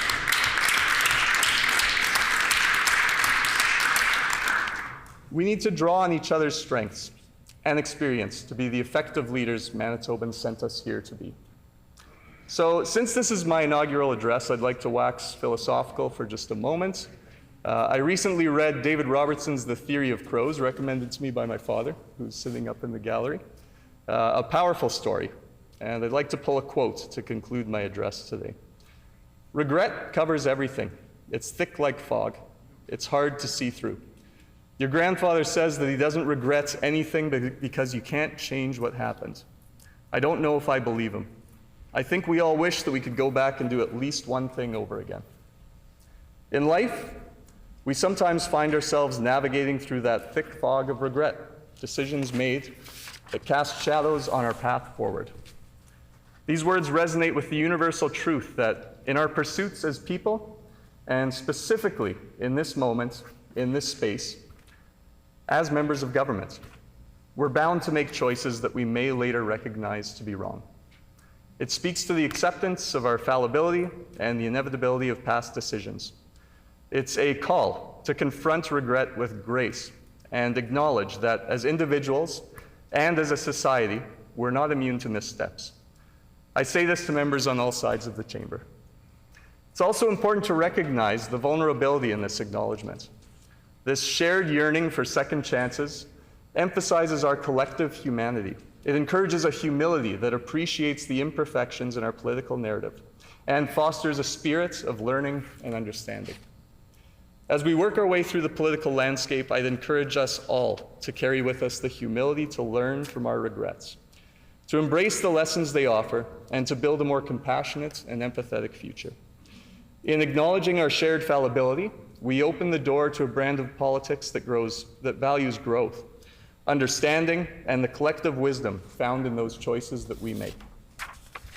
It's a great honor to represent the people of Waverley in this chamber. I look forward to working closely with my constituents and the members of this chamber in the years to come. I've also had the pleasure of connecting with our military service members and their families in my role as Special Envoy for Military Affairs, and have already begun working together so that Manitobans will never forget the bravery of our active service members, our veterans, and those who gave their lives for our country. Over the next 4 years, I know that our team will work to fulfill the trust that Manitobans have given us. By working together, we will strengthen our healthcare system, make life more affordable, and invest in our frontline workers. After hearing this government's throne speech, I can confidently say that I know Manitoba is on the right track. Thank you.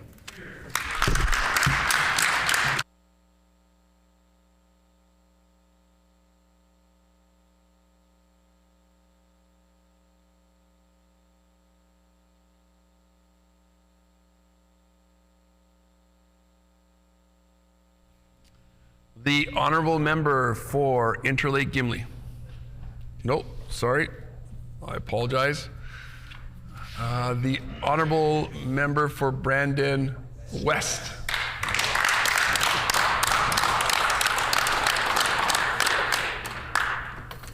Well, thank you, Honourable Assistant Deputy Speaker. I'll make sure I have that right throughout my speech today. This is a time to bring thanks to family, to friends, and for those that helped us along our journey. And I want to make sure that that is the forefront of my address on this throne speech. So I would like to start out, because it's happened before, where you forget family members because you take it for granted.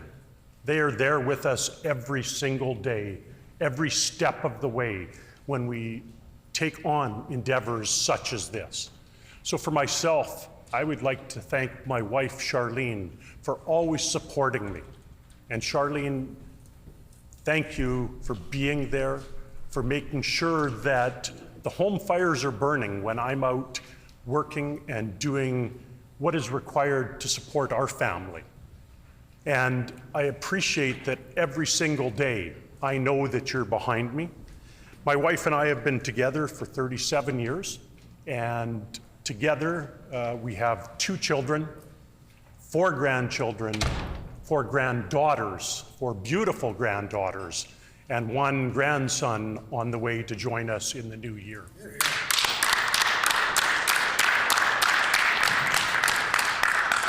I have to state that these little people, my grandchildren, are the reason that drove me to go into politics.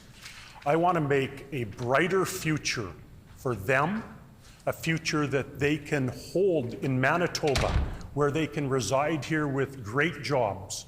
They can be here and represent the people of Brandon in the work that they will do into the future, and I know that it will be them that leads the way as we move forward. So thank you to my family as well. My son Riley, my daughter Sawyer, my parents Mo and Gail, and my in-laws Bob and Mary, as well as my brother Darren and his wife Grace, and my sister-in-law Angela, her husband Doug, my brother-in-law Raymond and his wife. All of you, thank you very much for your support. His wife Elaine. All of you, thank you very much for your support, because it truly takes a lot of people to make sure that this process goes forward. So, thank you. With the thank you to my family, it's incumbent upon me to thank those who put me here today. To be able to be inside of such a humbling place, to know that I'm one of less than 900 people in all of Manitoba's history that gets to sit within this chamber, that gets to debate, that gets to make laws, and that gets to have the privilege of sitting here day in and day out and representing Manitobans. So to the individuals of Brandon West who put their trust in me, thank you, and I will serve you with dignity, with honor, and with grace as I move forward within my career. Also, my team that helped get me here. I have to point out especially Terry Janin, who was my campaign manager and who I have also hired as my CA. Terry literally was with me every step of the way. And I say that literally because we put in 15 to 20,000 steps every single day, going door to door within Brandon West. And she was with me every single step of the way. Every night, every day, and every afternoon of our campaign, it was her and I going door to door and hearing the issues. And so I want to bring this back to the throne speech. And the issues that I heard were that of justice, of safety, and of affordability. And so, Mr. Honorable Assistant Deputy Speaker, I'm appalled when I see the throne speech, and it talks about safer communities. Well, safer communities to me, I have lived for over 3 decades on the front line. And to have one paragraph in a 15-page legal-sized document that talks about safety and community safety and well-being is simply unacceptable. This brings me to a point of justice and safer communities, and I really want to take the time to speak about one program in particular that I hope that this government will embrace and continue to support in the city of Brandon, and not only the city of Brandon, but all of Westman. It's called Community Mobilization Westman, a program that was funded by this government. This PC government put $80,000 towards this program so that a coordinator could be hired and many, many help services could come under one umbrella holistically to help those who are at acutely elevated risk. It is simply a risk-driven program that helps those that need it most. And so when I look at some of the statistics that are part of Community Mobilization Westman, and again, it's near and dear to my heart as I chaired this program for over 6 years while I was the Chief of Police with the Brandon Police Service. So they have had 923 discussions on cases of acutely elevated risk since their inception. 877 of these these discussions have met their threshold for acutely elevated risk. On average, each person that they talk to, each person that is a client of theirs, has 9 risk factors per discussion. That's 9 risk factors that are multiple areas of help services that are required to meet the needs of these individuals. So again, I would implore the NDP government to look at this program, continue the funding, and increase the funding, as this is truly a holistic program that will help serve them and all of Westman.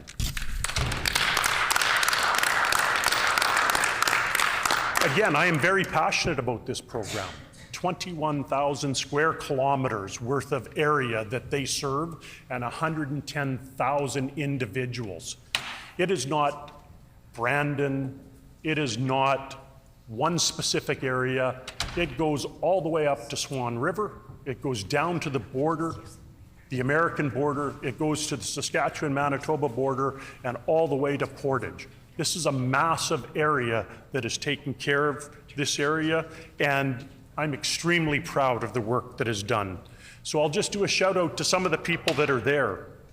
Addictions Foundation of Manitoba, Brandon Friendship Center, the Brandon Police Service, Brandon School Division, Child and Family Services of Western Manitoba, the Canadian Health and Housing Association, Life's Journey, EIA, Manitoba Housing, Probation Services, Housing First, Samaritan House, the Women's Resource Center, and when available, the RCMP. So this collective group deals with these hundreds and hundreds of cases to come to a solution that helps these individuals. Once hearing of the harm, they go to the door, they knock on the door, and they offer help, breaking down the red tape that's created within bureaucracies. So again, please support where you can this program that will help not only Brandon, but all of Westman. I would like to talk a little bit now about my journey and what brought me here. So service is what brought me here. I have spent over 3 decades, 33 years to be exact, in the policing service. But I believe that service is part of my bloodline and it's deep within my DNA. My father, Morris, joined the military in the 1950s, and he served not only here in Canada, but in Europe, as well as in Egypt and the Gaza Strip. He spent 18 years with the military. He was then medically discharged from the military because of an injury that he suffered there, and went into teaching. And he spent the next 20 years of his life teaching, serving the students. Not only did he serve Canadians and Manitobans, but now he served the students in Brandon. My mother joined the RCMP in 1957 as a civilian member, and she was with them for over 29 years. She took a break between 1966 and 1975 to raise my brother and I, however, went back to work serving Manitobans with the RCMP. My brother Darren has spent over 37 years now with the provincial government in areas of conservation, natural resources, and now with the Ministry of Environment. My wife spent over 10 years before suffering an injury that she could not work any longer as a frontline service worker as a nurse. My father-in-law was a mechanic and served all of his clients through 40 years of business. And my mother-in-law was a nurse on the front lines for over 30 years in Brandon. My children are now both in the service industry. One is a police officer and one is a nurse. So I know many of the frontline struggles that people will see, and I will hold this government to account when it comes to service industry and what needs to be done. So yes, service is in my blood, and I spent 33 years with the police service, serving the citizens of all of Brandon. And now I have the luxury and I have the benefit of serving the members of Brandon West, and I thank them for this luxury and for this opportunity. I would also like to take the opportunity to thank the clerk, Mr. Yarsh, for bringing together MLA School 101. He taught us great things. The whole group that was part of this, I thank each and every one of you, because, and I say this, and the member from Waverley will probably understand, it was like drinking water through a fire hose. We had so much information coming at us, but they seemed to break it down into segments and make it palatable, make it easy for us to understand and to look at the future of how we can serve in this chamber. And I would also like to mention, again, my friend from Waverley as a frontline officer as well. I had my thanks before you gave your speak, so I want to reiterate that meeting the member from Waverley, I've learned that police and firefighters can be friends. They can share, and they can be friends. And sometimes you have to take your friends with a grain of salt and everything that comes with it. So I also have to say that it disappoints me that the member from Waverley aligns with a government that, introduced highway medicine, introduced hallway medicine, and closed down the most hospitals across this province in the history. So it concerns me a great deal when they talk about in this document, the throne speech, they talk about how they're going to put healthcare first. Their record certainly does not show that. Mr. Honorable Assistant Deputy Minister, Speaker. So I'm curious as to where exactly health care will go under this government, because the record does not speak favorably for them.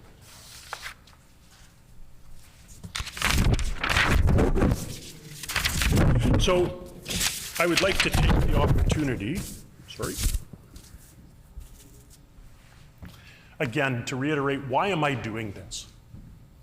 Why have I taken a career that spanned over 33 years and now taking a second career? Well, it certainly is not for the money. It certainly is not for the fame. It certainly is not for the long drives every single week. And I'm quickly learning that an MLA from outside of Winnipeg has extra tasks put on them. And my journey isn't that far. I'm 2.5 hours away, and I do that every week here and every week back. But some of my colleagues are from Swan River, are from Turtle Mountain, are from areas that span much further than what I drive. And so, again, we have to thank our families for being there for us and making sure that they understand. They're with us 100% of the way when we take this job on. It's not just an individual that takes this job on, it's a whole family. And again, thank you for taking that time and making sure that you're there for us and taking care of us.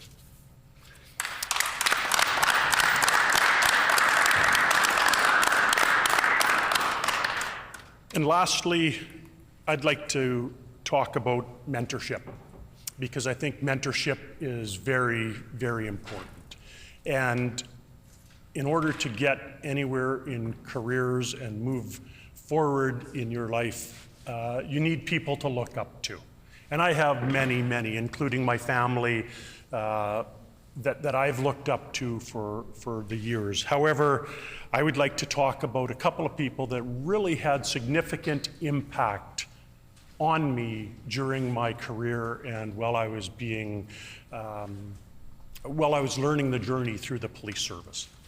So to Harley Bryson, who was my mentor from day one when I started on the police service. Unfortunately, Harley passed away last year. However, I would like to pay tribute to him for all of the work that he did in his guidance, not only in the police service, but also as a friend and a mentor, to never give up, always, always stand up for what is right and to always make sure that you're true to yourself. And those are life lessons that I'll take with me to my grave, and I'm happy for them. And secondly, to the former mayor of the city of Brandon, Mr. Rick Crest. It is through him that I actually started to get my first small touch of politics. I was a police chief at the time, and he was the mayor. And as police officer and as police chief, I remained apolitical. Of course, I had my beliefs in what was right and which party actually supported policing, but I was able to ride with then Mayor Crest to Winnipeg on several trips for throne speeches, for budget speeches, and to meet with various ministers. And it is that time that I learned what dealing with government was about. And he took me under his wing and took time to explain processes, procedures, and how to talk and how to get funding, how to get buy-in from government, and how to work collaboratively. So again, former Mayor Crest, thank you for your time and for making sure that you guided me. And I am proud to say that a small bit of what you instilled has brought me to where I am today.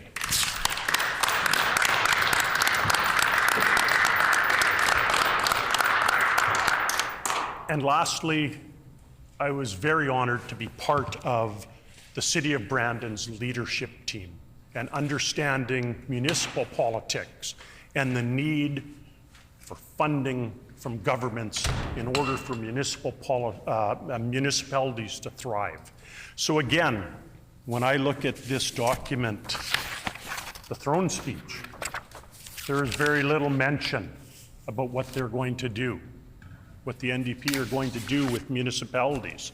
Right now, AMM is on, and so I hope the promises that are made are promises that can be delivered.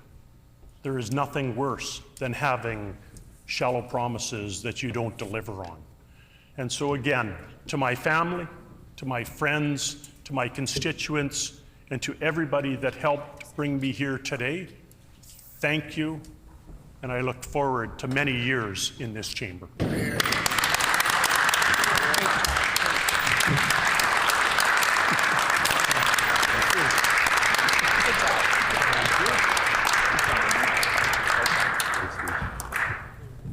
Honorable member from Riel.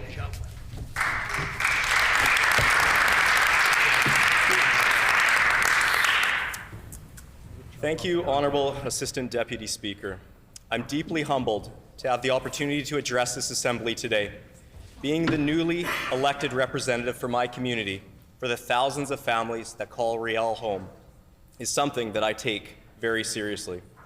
The Honorable Minister for Families has often referred to the position of being a member of the Legislative Assembly as a sacred honor, and one that holds a sacred responsibility. And with both of those thoughts, I could not agree more. I know that as I accept this honor, I have the privilege of working alongside a dedicated team of members as part of our newly elected NDP government here in Manitoba. We have a team and a premier that takes the responsibility that comes with this honor just as seriously as I do. I would like to begin my response to the speech from the throne by offering thanks. Every member of this assembly knows that it's impossible to get here alone. I have continued to be blessed in having great people surrounding me. While I'm not sure if the many hands made light work, I'm certain that I wouldn't be here without the absolutely amazing team that worked tirelessly both during the campaign and in the months and even years leading up to the election. This includes the former member for St. Vital and Cabinet Minister Nancy Allen, and the current member for St. Vital and Minister for Economic Development. Both individuals have served as mentors to me and have been absolutely critical to my success. When I first expressed interest in running for a seat in the legislature, both Nancy and the Minister for Economic Development sat me down to let me know exactly what that would entail. That it would be a lot of hard work, and it would take a lot of time away from family and friends, to instead spend it knocking on doors, making phone calls, and listening to the concerns of my neighbors. When I came close but didn't succeed in 2019, They were there to encourage me to continue, that the work was still unfinished, and families in Riel deserve to have someone representing them that would work to improve our healthcare, ensure students got the supports they need to succeed, and an economy that doesn't leave people behind. As soon as I was nominated, the Minister for Economic Development began knocking on doors in Riel whenever he could. During the campaign, I'd often get a text from the minister asking where I was so he could join me on the doorstep after he had completed a poll or two in his own constituency. Similarly, Nancy was a constant source of support and helped organize and door knock whenever she could, despite being involved in multiple constituencies. I would also like to thank the entire St. Vital team, and specifically Amber Neufeld and Tino Dogo. I couldn't have asked for a better and more supportive neighboring constituency. Amber and Tino, both in the months leading up to the recent election and during the campaign period, did everything they could to ensure success. For this, I'm very grateful. A huge thank you goes out to my own Riel Constituency Association. This includes longtime President John Hellier, Sally Hamilton and her husband Wayne and son Carson, Barbara Brusk, Zoe St. Aubin, Jack Fraser, Arlene Macklem, Julia Antonishin, Melissa Godoni, Rachel Hildebrand, Alex Zazel, Andrew Walters, and Madeline McKenzie.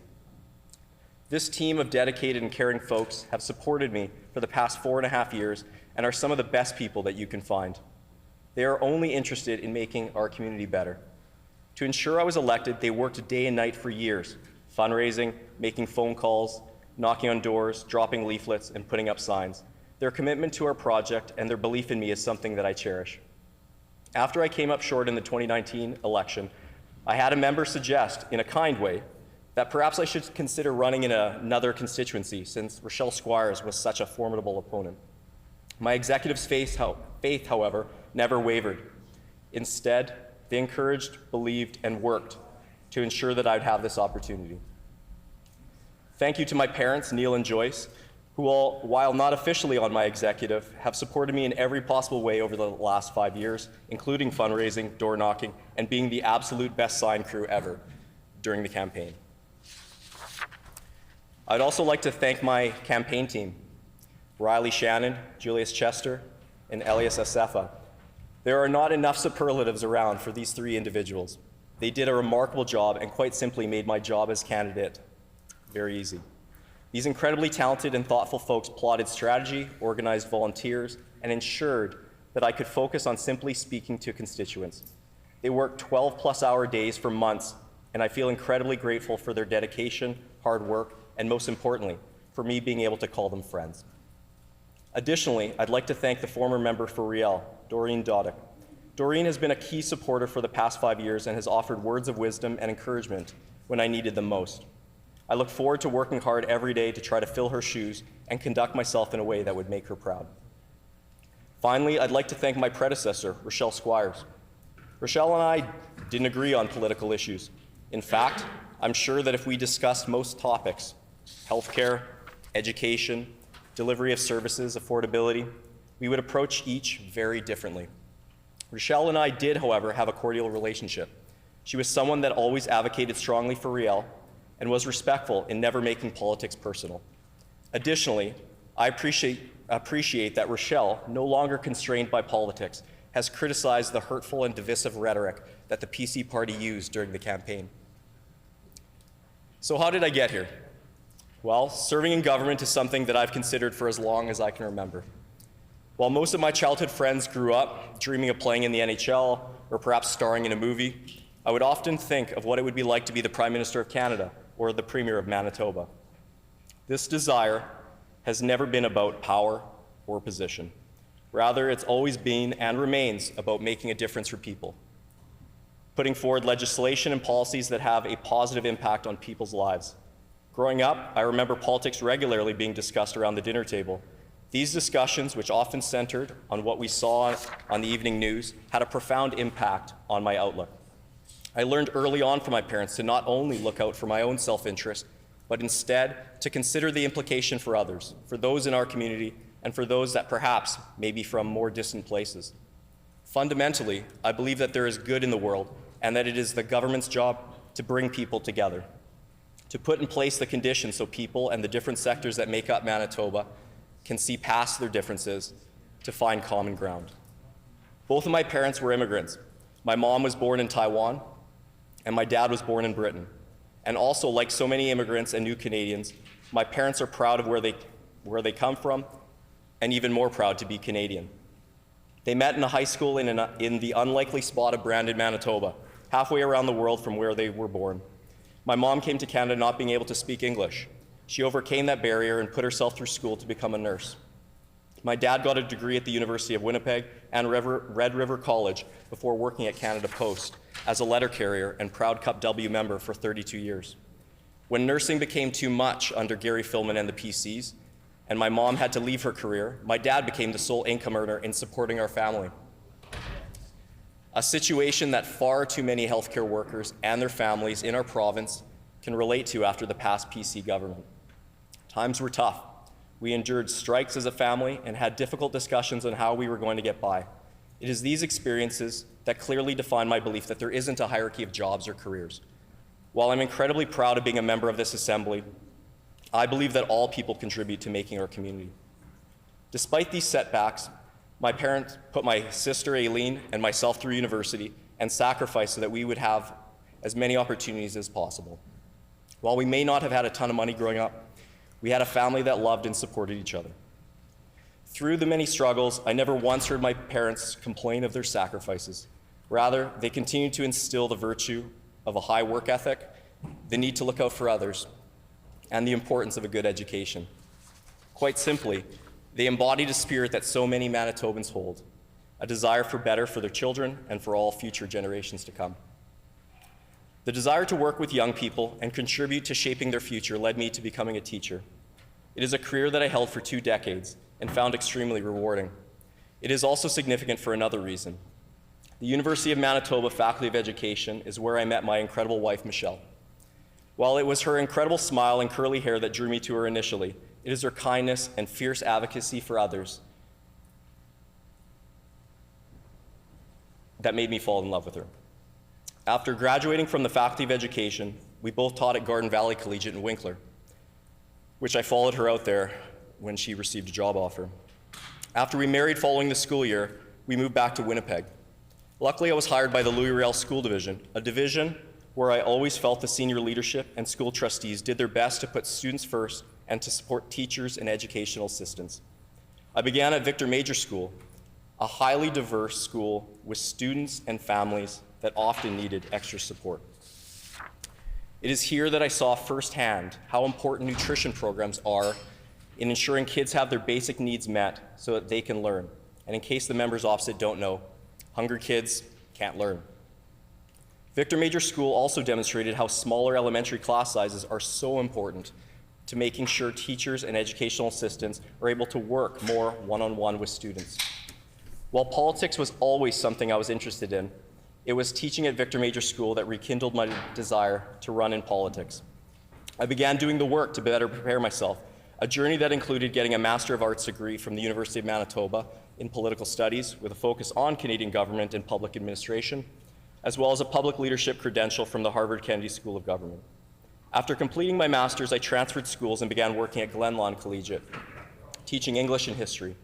It was during this time in 2016 that we began to see our education system dramatically underfunded, never meeting enrollment growth or the rate of inflation, and the members opposite clinging to the notion that any increase over last year was adequate. Instead, teachers began seeing increased class sizes, less funding for educational assistants, increased wait times for students needing to see specialists like school psychologists, and overall, students not having their needs met. These issues have continued in education year after year for as long as the PCs were in government. The throne speech delivered last week by Her Honor seeks to reset the relationship between the government and those in education, healthcare, the civil service, and Manitobans in general. Many of the problems created by our previous government that I encountered as a parent, an educator, and an engaged citizen are addressed front and center in this agenda. My fellow educators will see resources returned to the classroom with more funding for educational assistance and smaller class sizes that will allow that one-on-one attention from educators. In addition, the new school nutrition program will be an important step towards improving the educational outcomes for kids whose families are struggling to put nutritious food on the table during this affordability crisis. This throne speech ensures that education will not be an afterthought in this new government. Manitoba's future generations must be at the center of our work. The throne speech also delivered on the #1 issue we heard on the doorstep, our broken healthcare system. The burnout experienced by my mother many years ago and by thousands of Manitobans today are the results of cuts that have pushed healthcare workers out of the public system and into the private sector or into different jobs entirely. This government's throne speech pledges to recruit nurses back into the public system by dealing more fairly with unions, creating more favorable working conditions, and by stopping the flow of funds to out-of-province medical centres, and instead investing healthcare dollars into expanding capacity here at home. We will never resolve the backlog of cases if our healthcare system is unable to stand up on its own 2 feet. Having endured the immense pressures that strikes place on families, I, along with many of my colleagues on this side of the chamber, understand the real sacrifices Manitoba workers are forced to make to maintain a living wage. Armed with this lived experience, this government has already begun fulfilling the promise made in the throne speech to deal more fairly with unions. By ending the MPI strike, we have taken steps towards rebalancing labor relations in Manitoba to ensure fairness for workers across our province. In ensuring fairness for Manitoba workers, the throne speech also pledges to do our fair share to combat climate change and preserve our natural environment here in Manitoba. By introducing innovative and sustainable solutions to increase our energy efficiency, like geothermal heat pumps, we will not only create jobs for green industries, but also save Manitobans on their home heating bill and reduce our greenhouse gas emissions. Having been an educator, I know that climate change is on the forefront of many young people's minds as they are forced to wonder what kind of Manitoba they might inherit when they grow up. Will it be a Manitoba that has destroyed its local ecosystems without helping Manitobans shift away from fossil fuels, or a Manitoba that values our natural environment and seeks new ways forward in clean energy that doesn't leave anyone behind? With this government, it will surely be the latter. The vision laid out by our team in this throne speech is one which includes everyone and ushers in a Manitoba which is equitable, sustainable, and united. I would like to conclude my response to the speech from the throne by thanking the most important people in my life, my lovely wife, Michelle, and my kids, Landon and Naya, for their love, support, and understanding. As every member knows, families are often the ones making the largest sacrifice when someone runs for political office, and mine is no different. Time is the most important commodity, and too often I was unable to spend the time that they deserve. Michelle ensured that my kids had what they needed and kept our household going over the last number of years, all while continuing to work as a teacher. She is an incredible person and someone that I feel blessed to even know, let alone to have as my partner. It is a new day in Manitoba, with a new government moving to improve the lives of all Manitobans.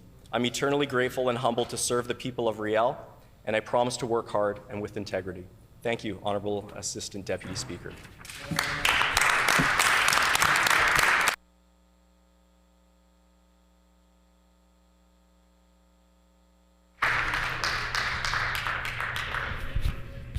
Thank you. The Honourable Member for Interlake-Gimli.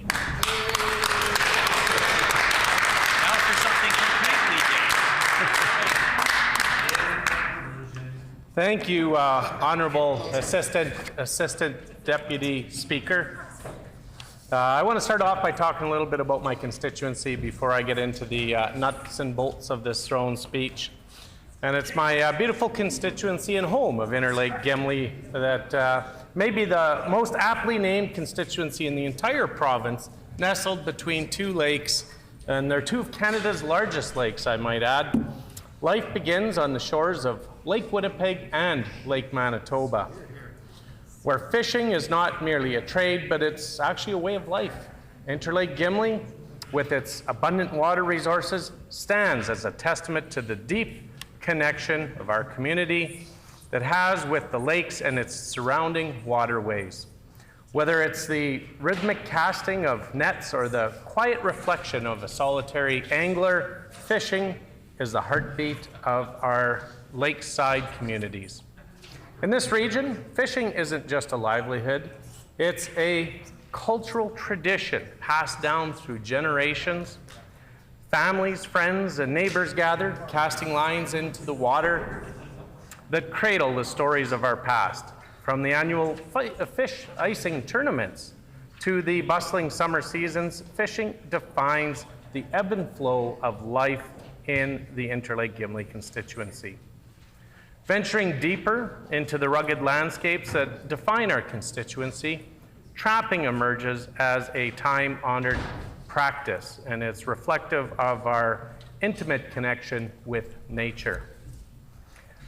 The forests and marshes of Interlake-Gimli tell tales of trappers traversing these lands, their skills handed down through the ages from generation to generation. In the quiet moments of setting snares and checking traps, trappers in our community foster a relationship with the land that extend beyond economic pursuits. They become stewards of the delicate balance between predator and prey, ensuring the health and vitality of our ecosystem.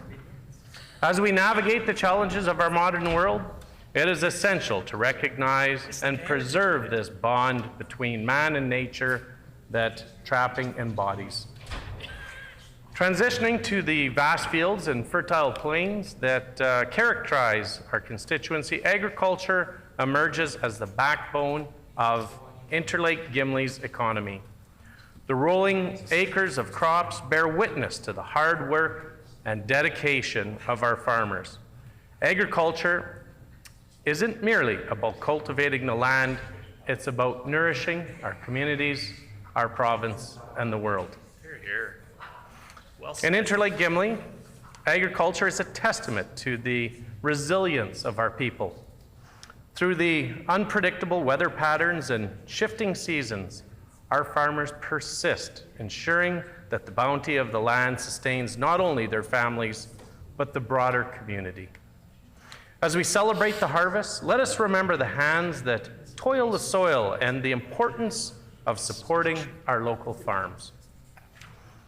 The landscapes of our constituency are not just a picturesque backdrop of a living canvas painted with hues of rural life. Cattle farming, with its grazing herds and open pastures, is a symphony that resonates through the fields of Interlake-Gimli. It embodies the pastoral rhythms that define our region's rural identity. Cattle farming in our constituency is more than just a source of income. It represents a way of life rooted in stewardship and respect for the animals under our care. As we navigate the challenges of modern agriculture, it is crucial to preserve the harmony between man and livestock, ensuring that the rural traditions that define our community endure. As the House is aware, I've spoken of it many times in here, I grew up on a beef farm on the shores of Lake Manitoba. Now, with my kids and grandkids on the farm, it is 6 generations. Turning our attention to the cultural mosaic that enriches Interlake-Gimli, Icelandic heritage emerges as a defining thread in the fabric of our community. From the descendants of settlers who arrived on these shores seeking new beginnings to a vibrant cultural event that celebrate Icelandic traditions, our heritage is a living narrative. Gimli is home to Islendingadagurinn, say that 3 times fast, the new Icelandic Festival of Manitoba. It's an annual celebration that pays homage to our roots. The new Icelandic Heritage Museum, nestled in the heart of Gimli, is a testament to the enduring spirit of the Icelandic community. As we revel in the beauty of Icelandic cultural expressions, let us combine and continue to embrace and preserve this heritage for the generations to come. I think the Honorable Assistant Deputy Speaker has been to Culturama, which is a proud event that shares all cultures in and through not just Interlake-Gimli, but around the province. My home municipality of St. Laurent is full of Métis heritage, and it stands as a bridge connecting two worlds. Great. The fiddle's tune, the sashes, the vibrant beadwork echo the stories of Métis communities that have enriched our region with their unique cultural contributions. And I spoke yesterday of my children and their proud Métis heritage. In our constituency, Métis heritage is a living tradition.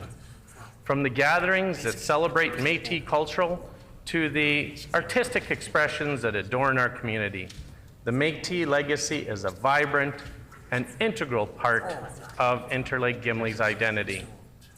And as a matter of fact, Louis Riel used to come up to my hometown where I grew up of Oak Point. Obviously, I wasn't even thought of. It was well before, but my family was there back in the day. And he used to come up there when he was being chased down. He was on the run, as they say, but it's just part of that heritage and tradition from St. Laurent and the surrounding towns where Louis Riel would come and hide out. Yesterday I was talking about fishing and how important that is to the culture in St. Laurent and the Métis communities, and the member for Rossmere was questioning relevance.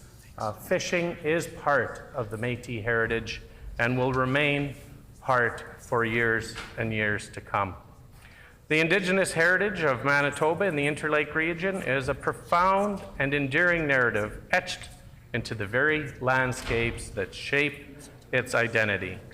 Home to diverse Indigenous communities, the Interlake bears witness to a rich tapestry of traditions, spirituality, and resilience. From the ancient shores of Lake Winnipeg to the dense woodlands, the land is full with stories of the Indigenous nations who have called this region home for many, many centuries. The sacred connection to land, marked by traditional practices, storytelling, and ceremonies, underscores the vital role of Indigenous heritage in shaping the cultural mosaic of the Interlake. This all contributes to the vibrant and inclusive spirit that defines this unique part of Manitoba. Now, Honorable Assistant Deputy Speaker, I now want to shift my focus on to the pressing matters that face not only Interlake-Gimli, but the entire province. So I stand before you to address the glaring omissions and concerning decisions outlined by the provincial government. As we navigate the path forward for our great province, it is essential to scrutinize the government's agenda and hold them accountable for their actions, or in this case, lack of actions. The recent announcements left a myriad of questions unanswered and, more importantly, have failed to address critical issues that affect the daily lives of Manitobans.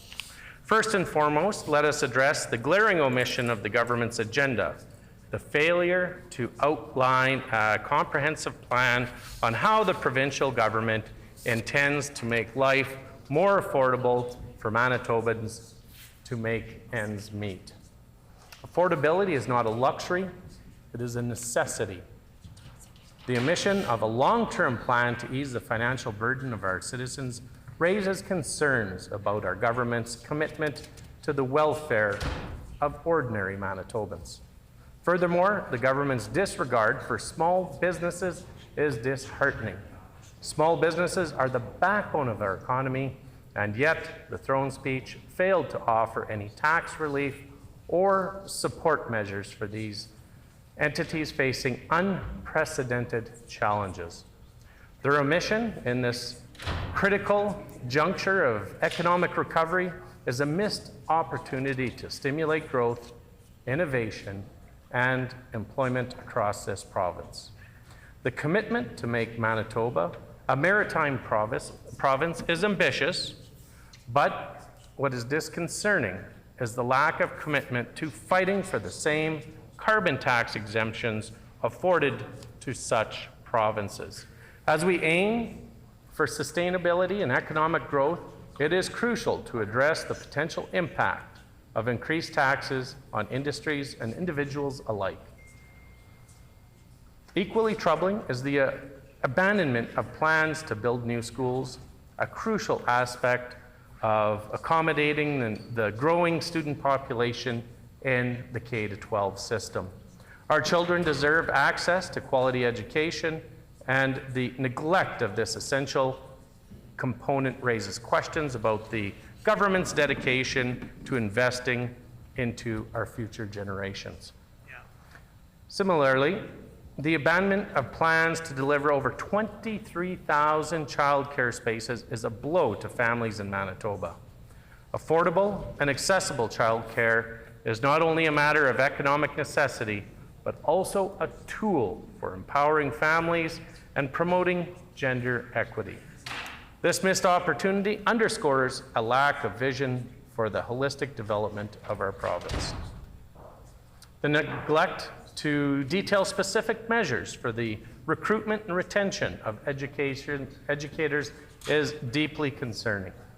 The success of our education system is contingent upon a dedicated and qualified teaching force. Without a clear plan to support and retain educators, the government risks compromising the quality of education for our children. Turning our attention to healthcare, the rejection of a much-needed upgrade to hospital projects, including the Health Sciences Centre, is alarming. The refusal to prioritize the health and well-being of Manitobans over political ideology is a disservice to the citizens who rely on these critical health care facilities. The disbandment of the Diagnostic and Surgery Recovery Task Force, which provided care to over 85,000 Manitobans, leaves a void in addressing healthcare needs. With no alternative plan, I repeat that, no alternative plan presented, Manitobans waiting in pain are left in limbo, questioning the government's commitment to a timely and efficient healthcare service. The failure to mention how the provincial government will address Manitobans waiting for surgical and diagnostic procedures in the short term raises concerns about the immediate well-being of those in need of medical attention. The abandonment of communities set to benefit from the construction of new personal care homes is disheartening. As the aging population grows, it is imperative to invest in facilities that cater to the unique needs of our seniors. The lack of attention to treatment spaces or recovery-oriented care for those struggling with addictions raises questions about the government's commitment to addressing the mental health crisis in our province. Disbanding departments dedicated to seniors, mental health, and community wellness further disrespects the vulnerable populations in need of specialized care. Addressing the housing shortage is paramount, yet the throne speech fails to mention how the provincial government will increase new, affordable, and social housing units. With a growing demand for housing, particularly in urban centres, the government's silence on this matter is perplexing. The absence of a commitment to meaningful action for investments in community art, culture, nonprofit, and heritage projects or groups diminishes the vibrancy and social fabric of our province. These sectors contribute significantly to our collective identity and must not be overlooked. The disregard for provincial parks and recreational opportunities, along with the spurning of Manitobas who appreciate and enjoy these natural spaces, neglect the value of our environment, a plan to maintain the positive momentum of Manitoba's tourism sector. It's notably absent, endangering an industry that contributes to over $1 billion to our GDP. The signaled transition away from a positive plan to develop Manitoba's natural resources economy, which was attracting record investments to the province, is a concerning shift. Failing to acknowledge the crucial role that mining and mineral development play in our provincial economy is a step backwards in fostering sustainable economic growth. The refusal to denounce previous positions advocating for defunding the police and the lack of attention to addressing the revolving door of catch and release through bail reform raises questions about the government's commitment to public safety and the criminal justice system. The disbandment of the Economic Development Board and the jeopardizing of billions of dollars in investment and thousands of jobs are actions that risk the financial stability of Manitoba Hydro. The commitment to freeze hydro rates without considering the broader implications further jeopardizes the province's energy sector. Flip-flop, on again, off again. The ignorance towards agriculture producers in the agriculture industry, representing nearly 10% of Manitoba's GDP, is a concerning oversight. The failure to commit to continuing the 5-year, $500 million annual infrastructure budget jeopardizes crucial projects that support economic development and job creation.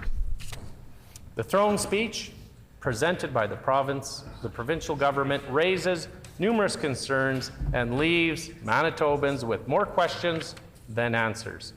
The omissions and neglect of critical issues affecting our citizens demand immediate attention and accountability. As representatives, it is our duty to hold government accountable for their actions and, more importantly, their inactions that impact the lives of every Manitoban. Thank you, Honorable Assistant Deputy Speaker.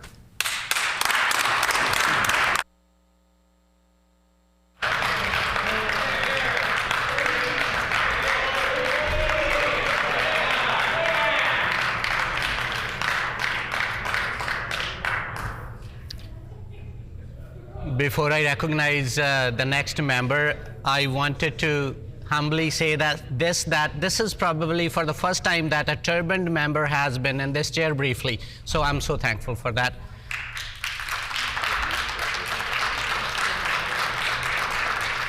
Honorable member for Leim-Modia. Honorable Assistant Deputy Speaker, I'm humbled to rise for the second time in the chamber. I want to congratulate all the new and returning members. I look forward to everything we can accomplish together. It is my honor to affirm the government's throne speech and to be part of this new vision for Manitoba. I'm proud to say that this government's mandate resonated with my community in Leim-Modia and that the throne speech lays out many of the calls to action I heard on the campaign trail. As a longtime resident of Leim-Modia, the idea of finding ways to contribute to my communities has guided how I move through life and consider opportunities. This election was an opportunity to take a stand and say that Manitobans deserve better. I appreciate and welcome the enthusiasm my neighbors have shown in matters of community and politics, and I'm honored to represent them in this chamber. I wanted people to see themselves in our work, and I'm so thankful that the passion, joy, and celebration of communal strength is something that resonated with my neighbors. Many joined alongside me in this campaign, and I would be remiss not to acknowledge those whose work and dedication made my presence here possible. My enthusiasm was merely a starting point, and I am only here today because of dozens of volunteers and thousands of voters. Thank you to my campaign team, Monica Girard, Lori English, Frank Restall, Boyd Poncelet, Peyton Veitch, and Michael Barkman. Our local executive and EPC, the countless friends and family members, some of them here in the gallery, and volunteers that contributed in so many ways. Thank you to the people that came before me to make it more possible for folks to imagine queer candidates being elected.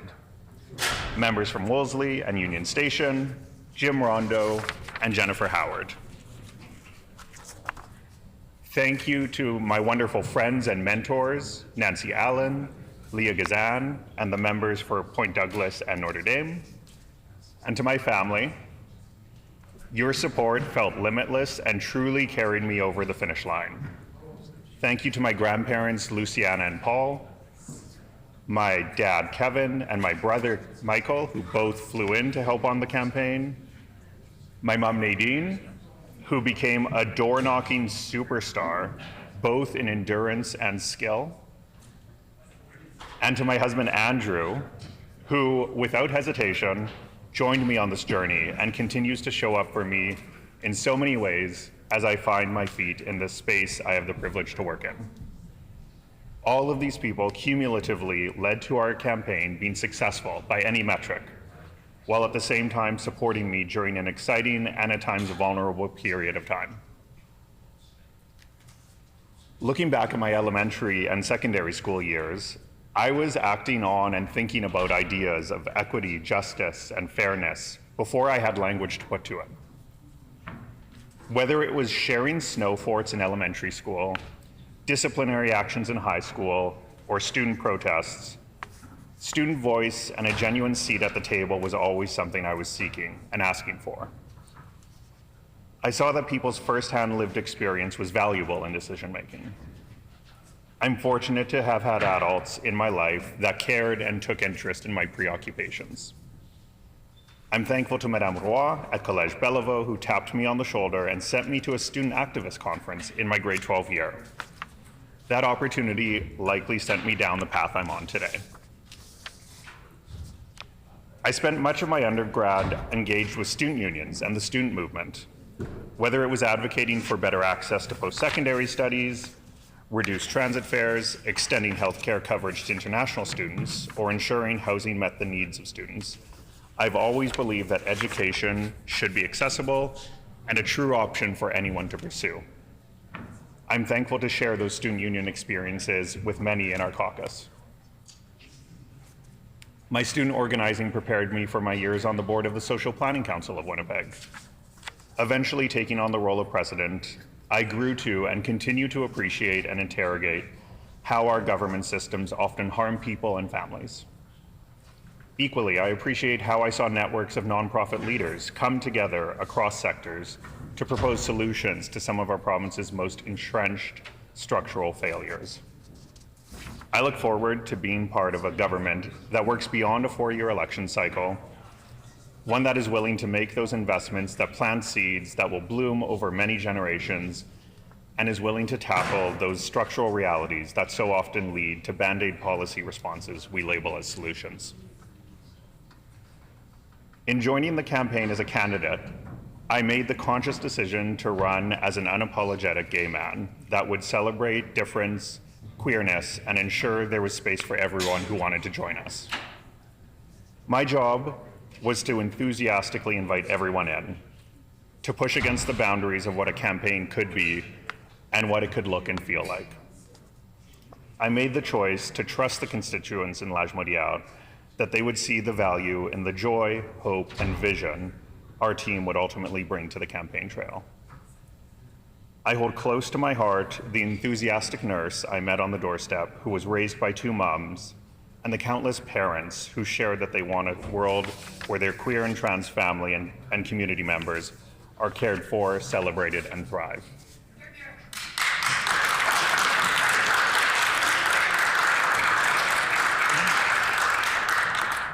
I am in some ways wildly Manitoban. My dad's Ukrainian family, settling several generations ago in the Interlake in western Manitoba, seeking opportunities to establish themselves, and set down new roots. My grandma and grandpa, Paul and Helen, modeling the value of hard work and contributing to community. My mom's Métis side of the family, active in the politics of the region going back 150 years. I am proud to have deep roots in Leim-Modia. My grandmother was born Luciana Lavallee, the granddaughter to Louis David Lavallee. My great-great-grandfather fought in the Red River Resistance, brought his brother-in-law Louis Riel's body back from Regina, and was active in politics for decades afterwards. The Lavallees lived along what is now St. Anne's Road, and my Nana has recounted many stories about her life growing up in St. Vital and how active our family was in the local community. I aspire to be as present, consistent, and thoughtful as Louis and his family were. Needless to say, our government's commitment to recognizing Louis Riel as Manitoba's first premier is met with great enthusiasm from me and my family. Honorable Assistant Deputy Speaker, I was fortunate to grow up in this same community my family has invested in for generations. I played hockey at Southdale Community Centre, went to elementary school at Guillot, and secondary school at Collège Bellevaux.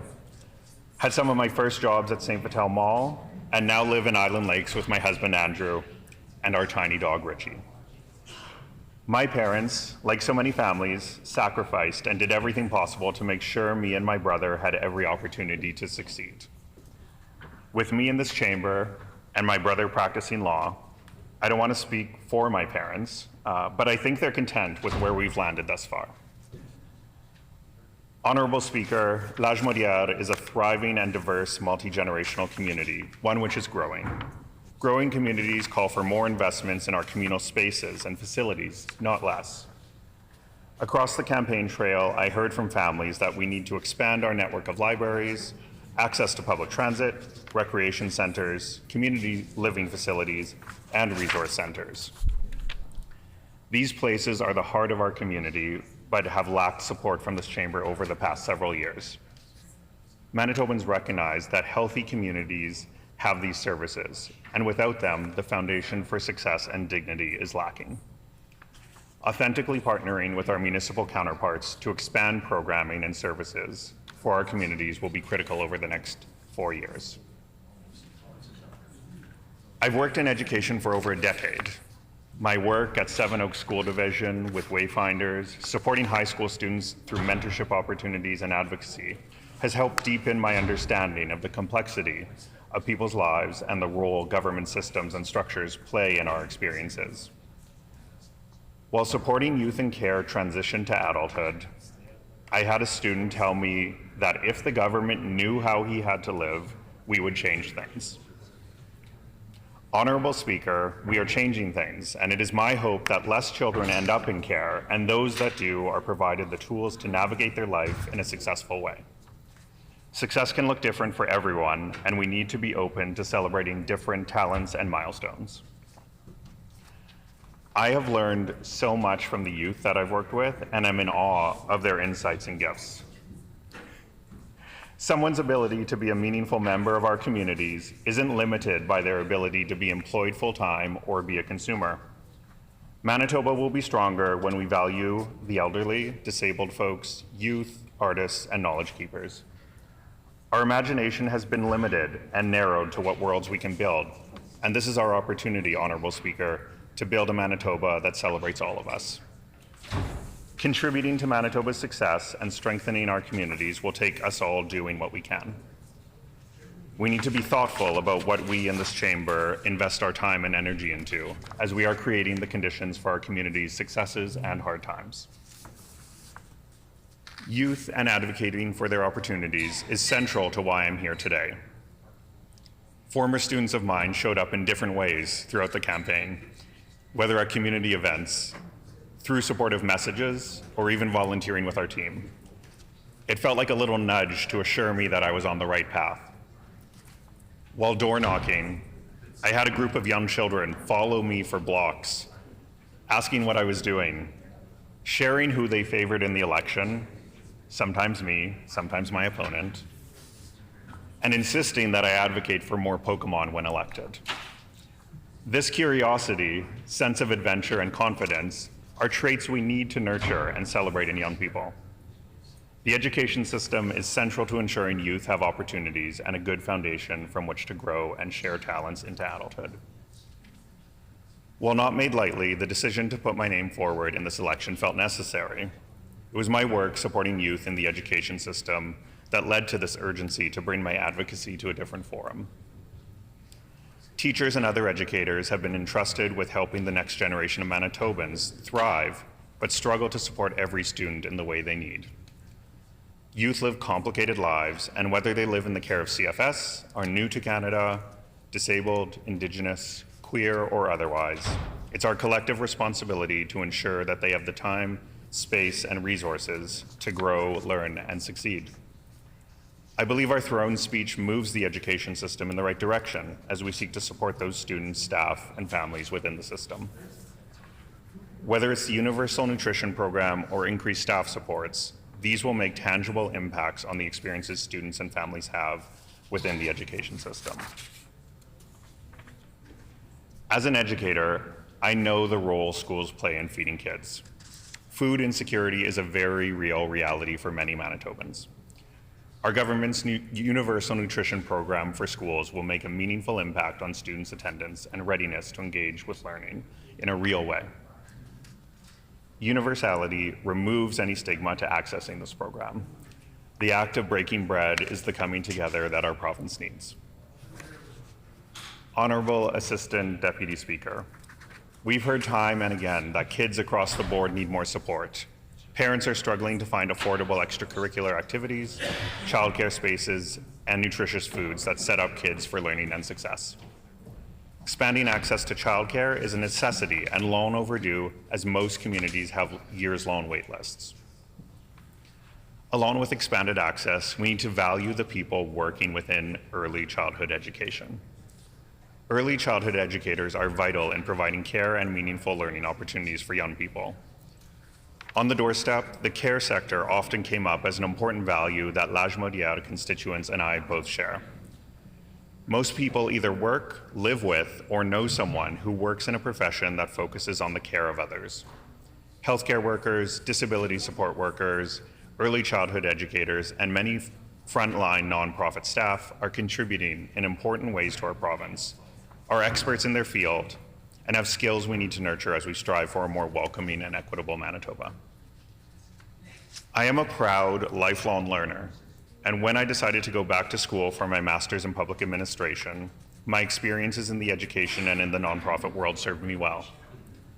I developed a true appreciation for the expertise of the public servants who work within our government's departments.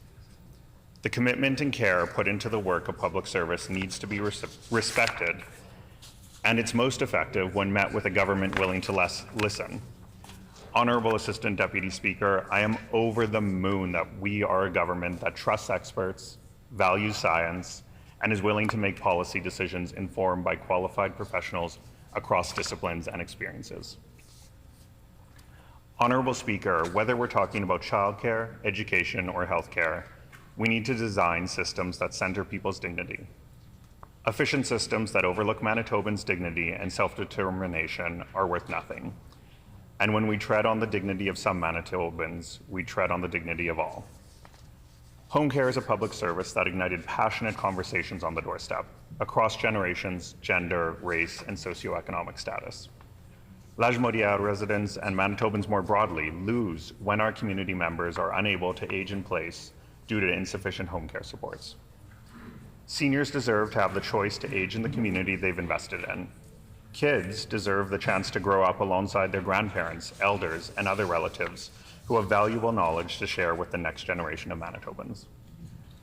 I hold close the experiences shared by the retired home care worker who regularly advocated for equitable access to the system for her patients, the paramedic dispatcher who shared how stretched the system is, the retired nurse who cried on the doorstep thinking of the system she invested so much into, believing it wouldn't be there for her family when they needed it, and the woman who pulled her car over to talk with me about how wait times for mammograms are impacting multiple women in her family. Everyone deserves the opportunity to age in community and not be isolated in an institution. Investing in healthy communities and dignity for all is something I spoke to throughout the campaign. These are values I believe we share and a vision we can all get behind. Honorable Speaker, when we speak of dignity, we must center the communities who have been historically and systemically pushed to the margins. What Manitobans have, Honorable Speaker, is a government that listens to them and believes them. A government whose policies affirm people's identities and doesn't work against them by ignoring who they are and dismissing their experiences. There is immense expertise that exists within the disability, houseless, racialized, Indigenous, and economically disadvantaged communities to address many of the wicked societal problems governments have been unwilling to tackle. We have a nonprofit sector full of researchers and frontline workers willing and able to contribute to this work. They are our partners in addressing food insecurity, homelessness, and addictions. The throne speech echoes what many of the nonprofit community organizations in Leim-Modia and across the province have been saying for many years. There is a desperate need for a full spectrum of housing options to address houselessness in Manitoba. New nonprofit housing, rentals, rent geared to income, and the upkeep of our current stock will all play a key role, and I'm proud to be part of a government who takes tackling houselessness seriously. We ran a joyful campaign, one which called people in. As I set out to run a fun, queer campaign, I trusted the community of Leim-Modia to see the values we could bring to this chamber. The last home I door knocked, the night before the election, a couple answered. They said I was the talk of their daughter's grade 5 class. And to them, that was the sign of a good campaign. They shared they were excited at the prospect of me, a gay man, being their MLA. As a racialized immigrant couple, they felt that possibly we could see each other in our struggles and empathize with each other's experiences. When we value what brings us together, we are stronger. When we see strength in different perspectives and experiences, we build better worlds. Let's continue that tradition in the years to come. Thank you. Merci.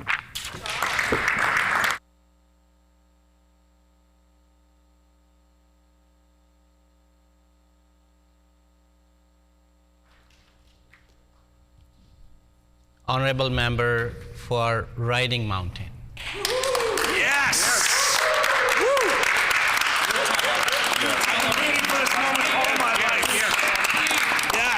Honorable Assistant Deputy Speaker, I rise today with a sense of duty and resolve, deeply honored by the trust placed in me again by the constituents of Riding Mountain. Their mandate is clear, to ensure their voices resonate in this chamber, especially under the governance of the NDP, a party with a history Manitobans remember all too well. Shame. This history, marked by prolonged periods of mismanagement and questionable policy decisions, has not been forgotten by the people of my constituency. For 17 years, our province grappled with the consequences of NDP rule, a time characterized by economic stagnation, bureaucratic overreach, and a series of initiatives that far too often missed the mark in addressing the real needs of Manitobans. As I stand here, I am reminded of the countless conversations I had with families in Riding Mountain, conversations filled with concerns and apprehension about returning to those challenging times. They spoke of businesses burdened by heavy-handed regulations, of farmers and rural communities feeling neglected and unheard, and of young Manitobans facing uncertain futures as they navigated a landscape of limited opportunities. Therefore, the trust they have placed in me is not just a vote to represent them, it is a call to action to advocate for policies that truly benefit our province, to foster an environment where businesses can thrive, rural communities are strengthened, and the youth can see a promising future right here in Manitoba. Honourable Deputy Speaker, as we move forward, I carry with me the voices and concerns of Riding Mountain, committed to ensuring they are not only heard, but are pivotal in guiding the actions of this legislature. Our province stands at a crossroads, and it is imperative that we, as representatives of the people, steer Manitoba towards a path of prosperity and stability, not back to the uncertainty and challenges of the past NDP governance. Honourable Deputy Speaker, as we delve into the NDP's throne speech and the vision they lay out for environmental policies, a disturbing picture of mismanagement and unrealistic aspirations emerges, revealing a government alarmingly out of touch with Manitoba's fiscal and environmental realities. Their approach to economic development and environmental conservation is dangerously naive, indicative of a government wading into deep waters without a life vest. They ambitiously plan to fund extensive healthcare reforms and other services, but their blueprint is nothing more than a house of cards, set to collapse under the slightest scrutiny. Manitobans deserve a transparent explanation. How does the NDP intend to finance the $3 billion in commitments made during the election? They claim taxes won't rise and spending won't be cut, yet they present no credible plan for stimulating economic growth. This is typical NDP math, convincing in theory, but disastrous in practice. The NDP government's commitment to protect 30% of Manitoba's land and water by 2030 is a case in point. While conservation is a noble goal, their approach lacks a comprehensive economic strategy to support their environmental goals, showing a blatant disregard for vital industries such as mining. Their silence on this sector during the campaign and in the throne speech raises serious concerns about their priorities and understanding of our province's economic and environmental needs. The NDP's approach to conservation is marked by recklessness, not careful deliberation.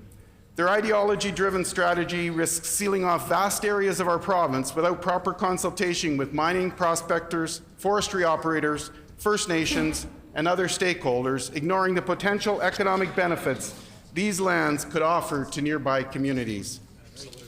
Under our stewardship, we skillfully balanced economic growth with environmental stewardship, a concept utterly foreign to the NDP's disastrous approach as laid out in their throne speech. Their complete disregard for Manitoba's crucial mining and natural resources sectors just isn't an oversight, it's a huge blunder. They're promising the moon with $3 billion in campaign promises, but don't seem to have a clue about where the money will come from. In stark contrast, our government skillfully balanced robust economic growth with mindful environmental stewardship, a concept that seems utterly foreign to the NDP's catastrophic approach. We just didn't boost Manitoba's standing in the Simon Fraser Mining Report, we championed significant economic achievements. We established the Economic Development Board, which laid the groundwork to attract over $24 billion in new capital investments, generate $3 billion in new tax revenues, create thousands of new jobs, and put Manitoba on a steady path towards finally becoming a have province. Our government's initiatives, such as the $142 million Churchill rail line upgrade and securing a $50 million financing package for the NFI Group, North America's largest bus manufacturer, reflect our commitment to economic vibrancy. The launch of the $100 million Manitoba First Fund was a bold step towards reinvigorating entrepreneurial spirit within the province. Our efforts in developing the Manitoba Critical Minerals Strategy and the Manitoba Energy Roadmap and spearheading the First Nations-owned Northern Trade Corridor stand as clear testaments to our government's foresight and responsible governance. Good job. This is the best speech so far. We took Manitoba's critical mineral strategy seriously, aiming to double the mining workforce and turn Manitoba into a leader in the green economy. Compare this to the NDP's approach. They seem dead set on blocking progress and wasting our natural wealth. This is the kind of backward thinking that could drive our province into the ground. The mining sector alone pumps $1.9 billion into our GDP and employs just about 3,000 people. This is big. But the NDP in their throne speech just ignored this crucial sector. It's not just worrisome, it shows they're out of touch with what's necessary for our communities, especially in the north. Our government's contributions have been crucial in strengthening Manitoba's economy, allowing us to support vital services and establish Manitoba as a key participant in the worldwide shift to electrification. Yet the present NDP's tactics seem to be more inclined towards erecting obstacles to investment instead of promoting economic development. The NDP's lack of a robust economic plan, along with their lavish promises, significantly endangers our province's financial stability. Sure does, absolutely. But let's talk about the environment. Yes. We didn't just focus on the economy. We also took big strides in protecting our land. We set up the $100 million Conservation Trust, proving our commitment to keeping Manitoba green and beautiful. We expanded our protected areas from a modest 350,000 hectares to a massive 7.2 million hectares. Wow. That's 11.1% of our province, safeguarded under our watch. Good job. Here, here. This is in stark contrast to the NDP's confused approach. Our initiatives, like the Fish and Wildlife Enhancement Fund, pouring over $9.3 million into 291 conservation projects, and a major $20 million investment in the Winnipeg Foundation, showed we meant business when it came to looking after our natural resources. We mean business. We also established the $220 million Provincial Parks Endowment Fund, enhancing natural beauty and conservation in our parks, and diversified the types of protected areas across Manitoba. Our no net loss of wetlands policy further underscored our holistic approach. That was a great policy. In contrast, the NDP's throne speech shows they don't get the balance between growing the economy and protecting the environment. Their reckless plans, devoid of any real economic foresight, pose a grave threat to the future of Manitoba. We demonstrated how to successfully navigate these complex waters. Can't flip-flop. The NDP, however, seems determined to steer our province straight onto the rocks. Yep. Honourable Deputy Speaker, the NDP's utter failure to address the affordability crisis is not just negligent. It's a willful betrayal of the people they claim to represent. They've spun a web of empty promises and hollow rhetoric, showing a complete disregard for the pressing realities Manitobans face daily. The glass is empty. This is a really good Let's be crystal clear. Many Manitobans are struggling every day, but the NDP's throne speech is a slap in the face to their efforts. It completely ignores the fundamental issues plaguing our province and offers no viable solutions. Instead, it's filled with hollow promises and lacks any real plan to address the soaring cost of living, a crisis that is hitting Manitoba families the hardest. Under the Progressive Conservative government, we put money back into the pockets of Manitoba families more than any other party in the province's history.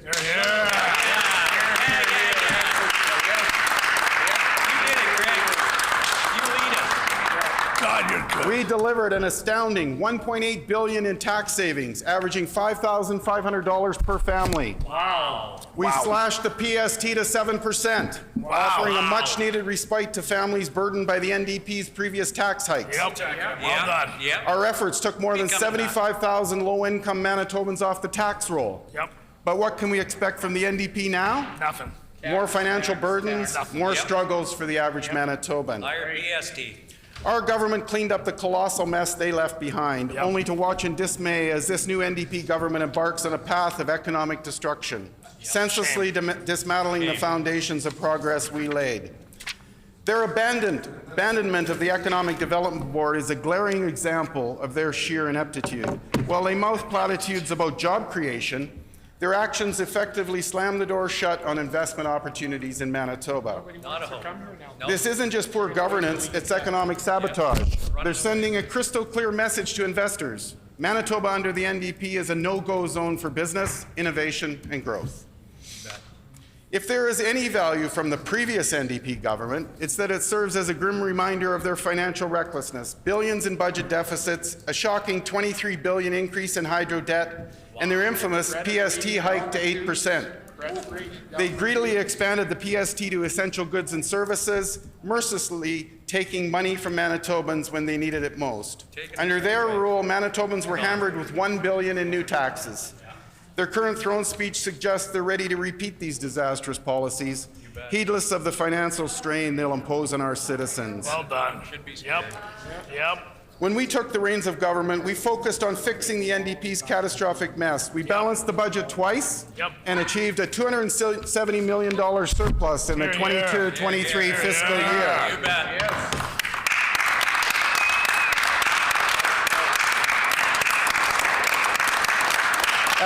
At the same time, turning Manitoba into an economic powerhouse, the third fastest growing economy in Canada. Today, more Manitobans are working than ever, labor income is up, and the government is seeing record revenues. In stark contrast, the NDP's throne speech blatantly ignores these achievements and offers no roadmap for continuing this economic success. The NDP's throne speech is a testament to their ideologically driven agenda that prioritizes partisan loyalty over the needs of Manitobans. Shame. Their blind allegiance to the federal Liberal NDP coalition is costing Manitoba families dearly. Cost of living is skyrocketing, pushing more Manitobans to use food banks. Our government put money back into the pockets of Manitoba families, but the NDP is hell-bent on reversing these gains with their reckless fiscal policies and ineptitude when it comes to stable leadership. Honourable Deputy Speaker, let's be clear. The NDP's incompetence is not just a political failing, it's a direct threat to the livelihoods of Manitoba families. Their throne speech is a roadmap to economic ruin, laying out a path of increased hardship and diminished prosperity for our province. I support that. The PC party stand as the bulwark against this tide of mismanagement and economic folly. Leader. We will tirelessly hold the NDP accountable for their actions, ensuring that the prosperity and well-being of Manitoba families are safeguarded against their disastrous and ideologically driven agenda. Shame on the NDP for their betrayal of Manitoba's trust and future. Well done. Honourable Deputy Speaker, the NDP's throne speech is nothing short of an essay in deception and fiscal irresponsibility. Their glaring failure to outline an economic strategy to fund their exorbitant health care promises is not just an oversight, it's a deliberate act of misleading Manitobans. They're giving false hope when a time when Manitobans need to rely on these life-saving services more than ever. In stark contrast to our progressive Conservative government's proven track record, the NDP's throne speech is rife with vague assertions and a disturbing absence of concrete financial planning. We increased healthcare funding by 23% since 2016, culminating in a historic $7.9 billion investment this year. We exceeded our commitment to nursing education, led the charge for fair federal funding, and initiated a comprehensive $3 billion capital plan for state-of-the-art healthcare facilities right across Manitoba. Portage La Prairie. Our initiatives significantly reduced diagnostic and surgical wait times and expanded healthcare access, yet the NDP opposed every step. Yep, every step of the way. Now, Honourable Deputy Speaker, the NDP dares to suggest extensive healthcare reforms without any clear funding plan. They offer empty words, promises without action. This goes beyond poor policy making. It's immoral, giving Manitoba false hope for vital health care services they desperately need. Their refusal to provide details on funding these commitments leaves a critical question unanswered. How do they intend to manage the promises' finances without raising taxes or making cuts? As I mentioned before, they did not even provide an economic strategy, just platitudes without substance, promises without plans. This lack of fiscal foresight is a continuation of their history of financial mismanagement. It's a clear signal that the NDP is not equipped to handle the economic realities of running a government. Honourable Deputy Speaker, the NDP is not just failing to lead, they are actively misleading Manitobans by giving them false hopes. Yep. Already, not only 2 months into their government, and they are betraying the trust Manitobans have placed in their government. 57 days. On this side of the House, we will relentlessly hold them accountable for their hollow promises and their failure to present a viable economic strategy. Shame on them for playing politics with the lives and hopes of Manitobans. In conclusion, Honourable Deputy Speaker, our progressive Conservative members on this side of the House are committed to safeguarding the health and prosperity of our province against the NDP's misguided and irresponsible agenda. Thank you.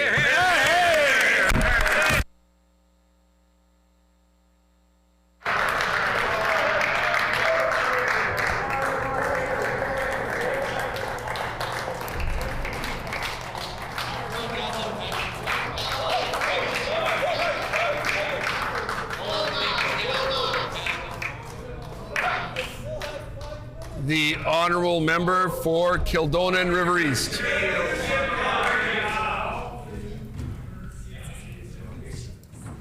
The honourable member for Kildonan River East. Thank you, Honourable Speaker. It gives me great pleasure as the new member from Kildonan River East to rise today and share some insights on our government's throne speech. Like so many of my newly elected colleagues from both sides of the floor, my journey embodies the vision of this optimistic throne speech that focuses on community, on caring for the most vulnerable in our society, on a united Manitoba led by a caring government. For as long as I can remember, I have tried my best to step up and serve in my Northeast Winnipeg home, and I'd be remiss if I didn't take some time to celebrate those who've inspired me along the way. While serving as student council president at Miles Mac Collegiate, go Buckeyes, one of the first events I organized was a fundraiser for a teacher's spouse who is fighting cancer. Despite sending out a long list of invites to every level of government, only one elected official arrived at our barbecue, and that was Harry Schellenberg, the former MLA for Rossmere, asking about a hot dog and how he could help. Here was a politician showing up for his community. Through this simple act of participation and offering support, he revealed to me what being a public servant is all about. It's about showing up. It's about being there for your community and making that community feel heard and seen. Ever since that day, I've considered Harry as a mentor to both myself and the honourable member for Rossmere. And I always remember that story of Harry just there for a hot dog as an example of who I want to be in my constituency of Kildonan River East, the representative that shows up when invited, sometimes when I'm not invited, but always trying to be present to learn from my neighbours how I can be part of the solution.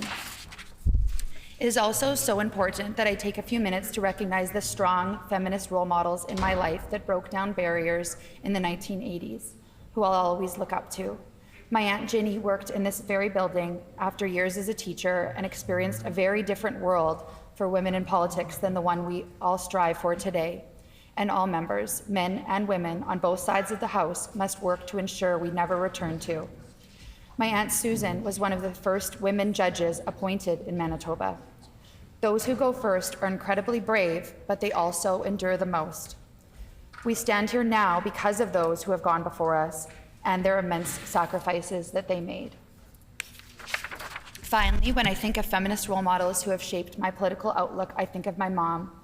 She's a nurse, and like so many strong women nurses who worked alongside her, she was fired by the Gary Filmon PC government in the 90s. They were all forced to return to school and start their lives over, studying while trying to pay their bills and care for their families, all in an attempt to just get back the jobs they already had previous to that. Hardworking Manitobans should never have to have this experience of what my mom and other nurses like her endured. At a young age, I learned that when the government makes decisions without consulting frontline workers and forgets that there are real people on the receiving end of their policies, it results in devastating consequences for decades to come. That is why our government is focused on looking after all of those amazing healthcare workers who give so much of themselves to look after all of us.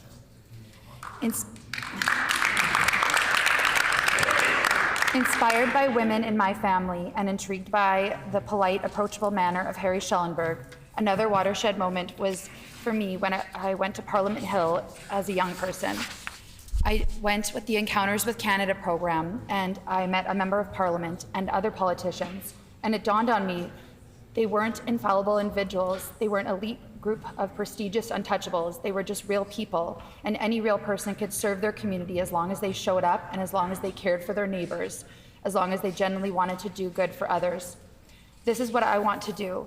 I want to serve the people of Northeast Winnipeg and want to use my compassion and energy for the betterment of my community. This compassion led to volunteering for different advocacy and political campaigns and realizing I loved being involved, putting my heart into progressive change and putting my outspoken spirit to work. Campaign work employed my passion for community involvement, representation, and advocacy. This especially kicked off in 2007 when the late Kurt Penner, NDP candidate at the time, lost the election for River East by 52 votes in a recount. Realizing how close he came to a win, I was determined to help him out. I approached him with the same intensity that I still carry today, that we could accomplish what was finally done this October. We could make Kildonan River East orange. He mentored me for years with the hope that we could one day work together when he would represent our community in this legislature. I am thankful for this mentorship and could not be where I am today without his support. Kurt dreamed big about representing his community as a New Democrat, and I am so proud that we made his dream a reality this October. My grandpa's story is also a testament to the hardworking Manitoban with a passion for advocacy. Many knew him in political circles as the sign man volunteer of Northeast Winnipeg. Years ago, Grandpa's legs were crushed in a mining accident in an unsafe workplace. He was never expected to walk again. But stubborn as he is, he did, and he walked for decades, working as a meter reader door to door, and he refused to miss a day of work, to the extent that when he retired, they had to pay out his sick days. He retired so grateful for his good and much safer union job that he chose to give every penny of his sick day payouts to the NDP. Luckily, Grandma snuck some of those pennies to me and the other grandkids. But my grandpa was very serious about his choice to thank the party and the union for all his years of good employment. After all, hardworking Manitobans deserve to be respected and looked after. In his retirement, he decided to make putting up election signs his mission. And like any great sign man, he was always ready to tell anyone else who tried to put up signs that they were doing it wrong. I always joked that Grandpa would die happy if he was putting up signs on someone's lawn. And since the good Lord has a sense of humor, Grandpa died on Labor Day, no less, after a full day of putting up signs in the 2015 election. This year, I know Grandpa would be so proud of me when he saw how much progress my team made on streets that years ago wouldn't let him put up a single New Democrat sign. Progress was, as it often is, slow. It took one sign, then one conversation. Then together, as a community, it took working across party lines to be there for all of our neighbors. As I said on the doorstep, as citizens, we can't control the noise at the top, but we can make small changes in our communities. These changes will have a bigger impact than any of us realize. It's from these experiences in my family and my own life living in Kildonan River East that I know the impact politicians can have on a community and on individual lives. I stand here today in recognition of the great responsibility that all of us in this room have to serve our communities well. We don't want to go back to an era of elected officials ignoring the working person, but instead we must always keep the experiences that these hardworking Manitobas share with us close to our heart. I will be a representative that shows up and makes my constituents feel heard.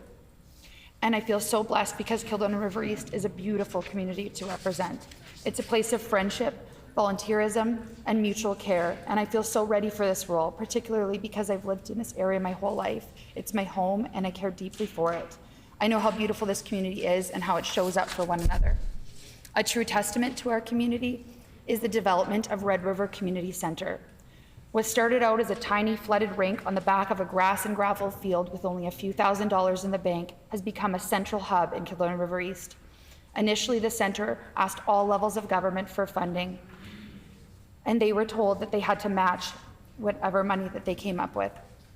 Talk about the power of community, as they ended up raising $400,000 just by going door to door and asking people for support in the community. Kildonan River East is a strong team working together. And now that same community center has 4 hockey jerseys hanging from kids that played hockey on that same rink that grew up to be playing in the NHL. While my community is extremely welcoming, some areas were nerve-wracking to approach as a New Democrat. Parts of River East in particular were always assumed to be of blue persuasion, but entering those neighborhoods and spending time with the people there felt essential to my campaign. I wanted to serve all of my constituency. Over time, people became very receptive to having a candidate visit them at their doorstep and ask about their concerns, which didn't always happen when previous candidates may have taken their support for granted. I realized showing up in the community was essential to confront others' assumptions about me and the goals of my party. And those doorstep conversations were just as essential for me to confront the assumptions I carried about fellow community members. After all, we're all neighbors. And just like those fundraising for Red River Community Center went door to door for support, I made a point of reaching out to everyone I could learn about how to best serve our community. I appreciate connecting with constituents across party lines. I think about former MLA Bonnie Mitchelson. And while she was a member of what my son calls the blue team, and I have always been on the orange team, I was still struck by her constant presence in our community while I was growing up. Here was a woman who put her community first for so many years, recognizing the importance of representing your constituents above party lines.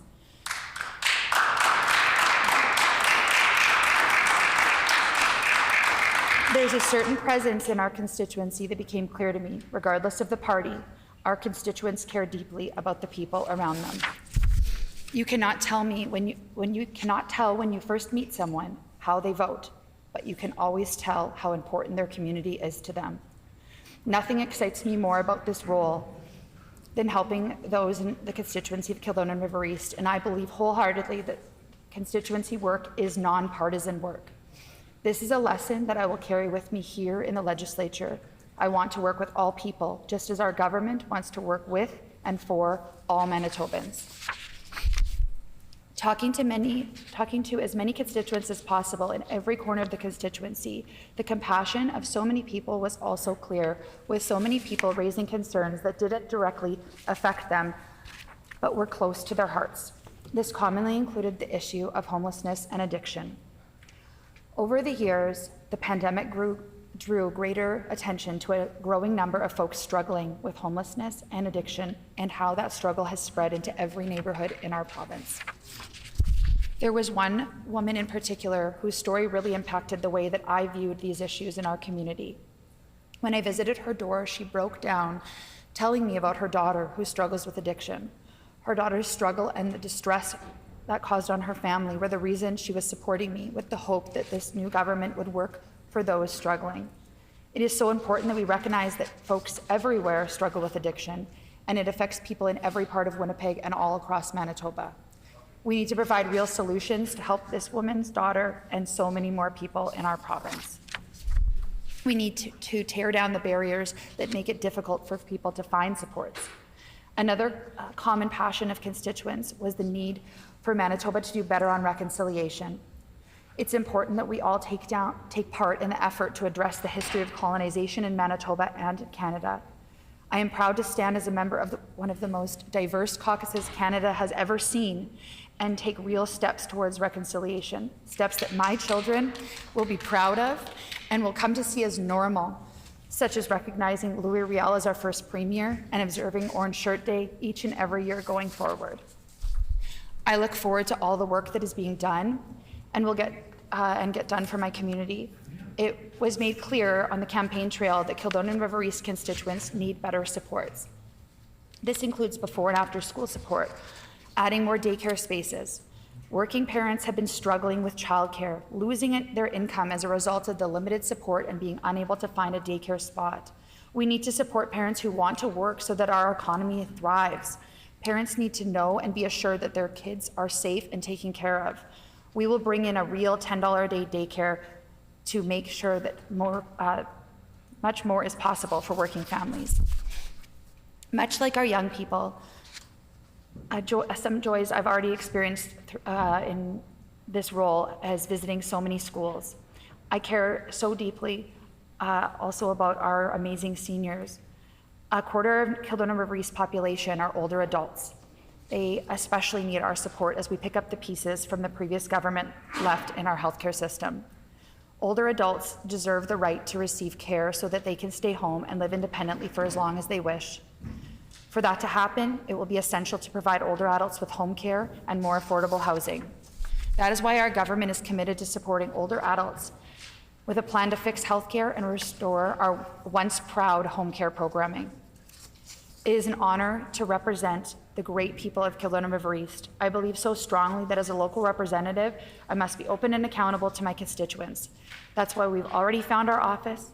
It might not be fully furnished and fabulous yet, but folks are always welcome to come on by.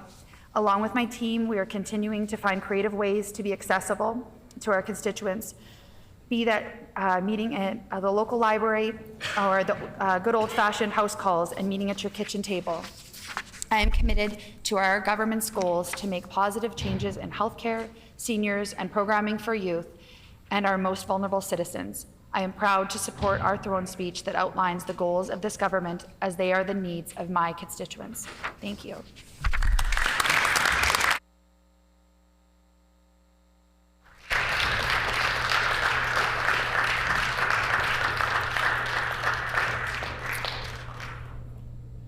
The honourable member for Turtle Mountain. Thank you.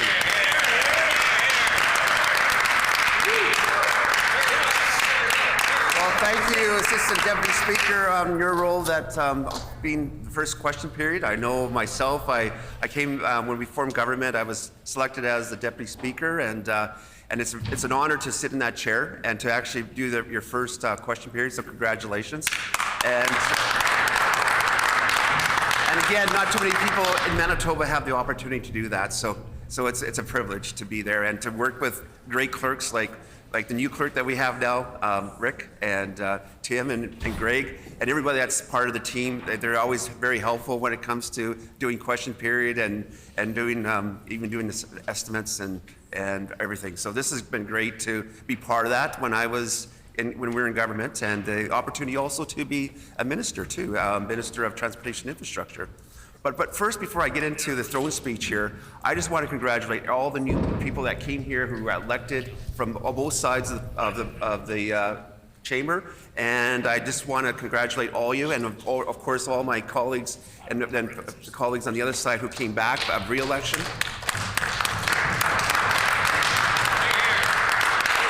And I'm looking forward to actually get to know and work with the new MLAs on our side of the PC party, and we have a lot of talent from from all walks of life, and it's going to be great to learn from them, but also they can learn from us being here. This is my 10th year as an MLA, and I'm my 10th year, and so January 28th will be my official 10-year period, and that time goes by fast, so enjoy the time that you're here because it goes very quickly. And a lot of people come and go in this chamber, and as we saw in the last, since the 2016 election and the 2023 election, I think sometimes we actually changed MLAs almost 50% were changed in the last election here. So I have to say also when it came to being in 10 years ago, I came as in opposition. So I was also blessed to learn a lot for 2 years so that I say from my colleagues here that are coming in opposition to you guys, this is a great time to learn because the fact is you learn so much and you're up a lot. And I can even say when the members came in 2016 and 19 that were newbies on the opposition of the NDP, I was really impressed with them because they actually had a lot of opportunity to do questions, to go up almost every day.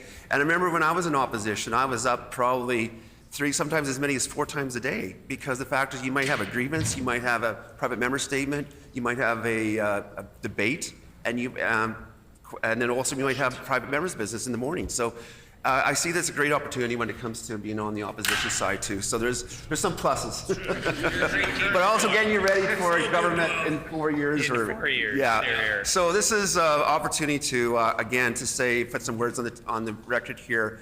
That our government, when we came in 7 years ago, I represent. And again, first, before the time runs out for the day, I want to thank my constituency of Turtle Mountain for entrusting me again to run the second time for Turtle Mountain. Again, the first time when I got elected, I represented a constituency called Arthur Verdon. So when the Boundary Commission changed back in 2018. My constituency of Arthur Verdon cut right in half. North went up to the north, to most of it to Ryan Mountain, some of it to Spruce Woods, and the other half went down to the Turtle Mountain. So I've had a lot of, I had blessed to be there in Verdon to get to know a lot of people. When I had my business, I bought it about 30 years ago. So I was able to know a lot of people there, but I'm the type of person that wants to get to know new people and get to build more relationships in this province. And I had the opportunity to, since I was also in the International Peace Gardens, I felt that Turtle Mountain was the place to go to because I had really good working relationships with the local municipalities there, with the councillors and the reeves there already. But it gave me an opportunity to get to know the eastern side of the constituency. When it came to Notre Dame, I have a number of my members in my association. My president is from Notre Dame and became one of my best friends. And that was the opportunity. There was a crisis that happened, but the opportunity was I got to know so many people. And one of the most beautiful areas of Manitoba, if anybody wants to drive, go through Turtle Mountain constituency. With the boundary, with the escarpments of the Turtle Mountains and the escarpments by east of Carman, to the Notre Dame area, east of Warden Winkler. It's a very picturesque area, and there's a lot of lakes, a lot of tourism. And being on the International Peace Gardens, we worked with North Dakota to making sure that this almost like a treasure that's in the middle of the Turtle Mountains is not the best kept secret anymore. We want to promote it to become an international destination.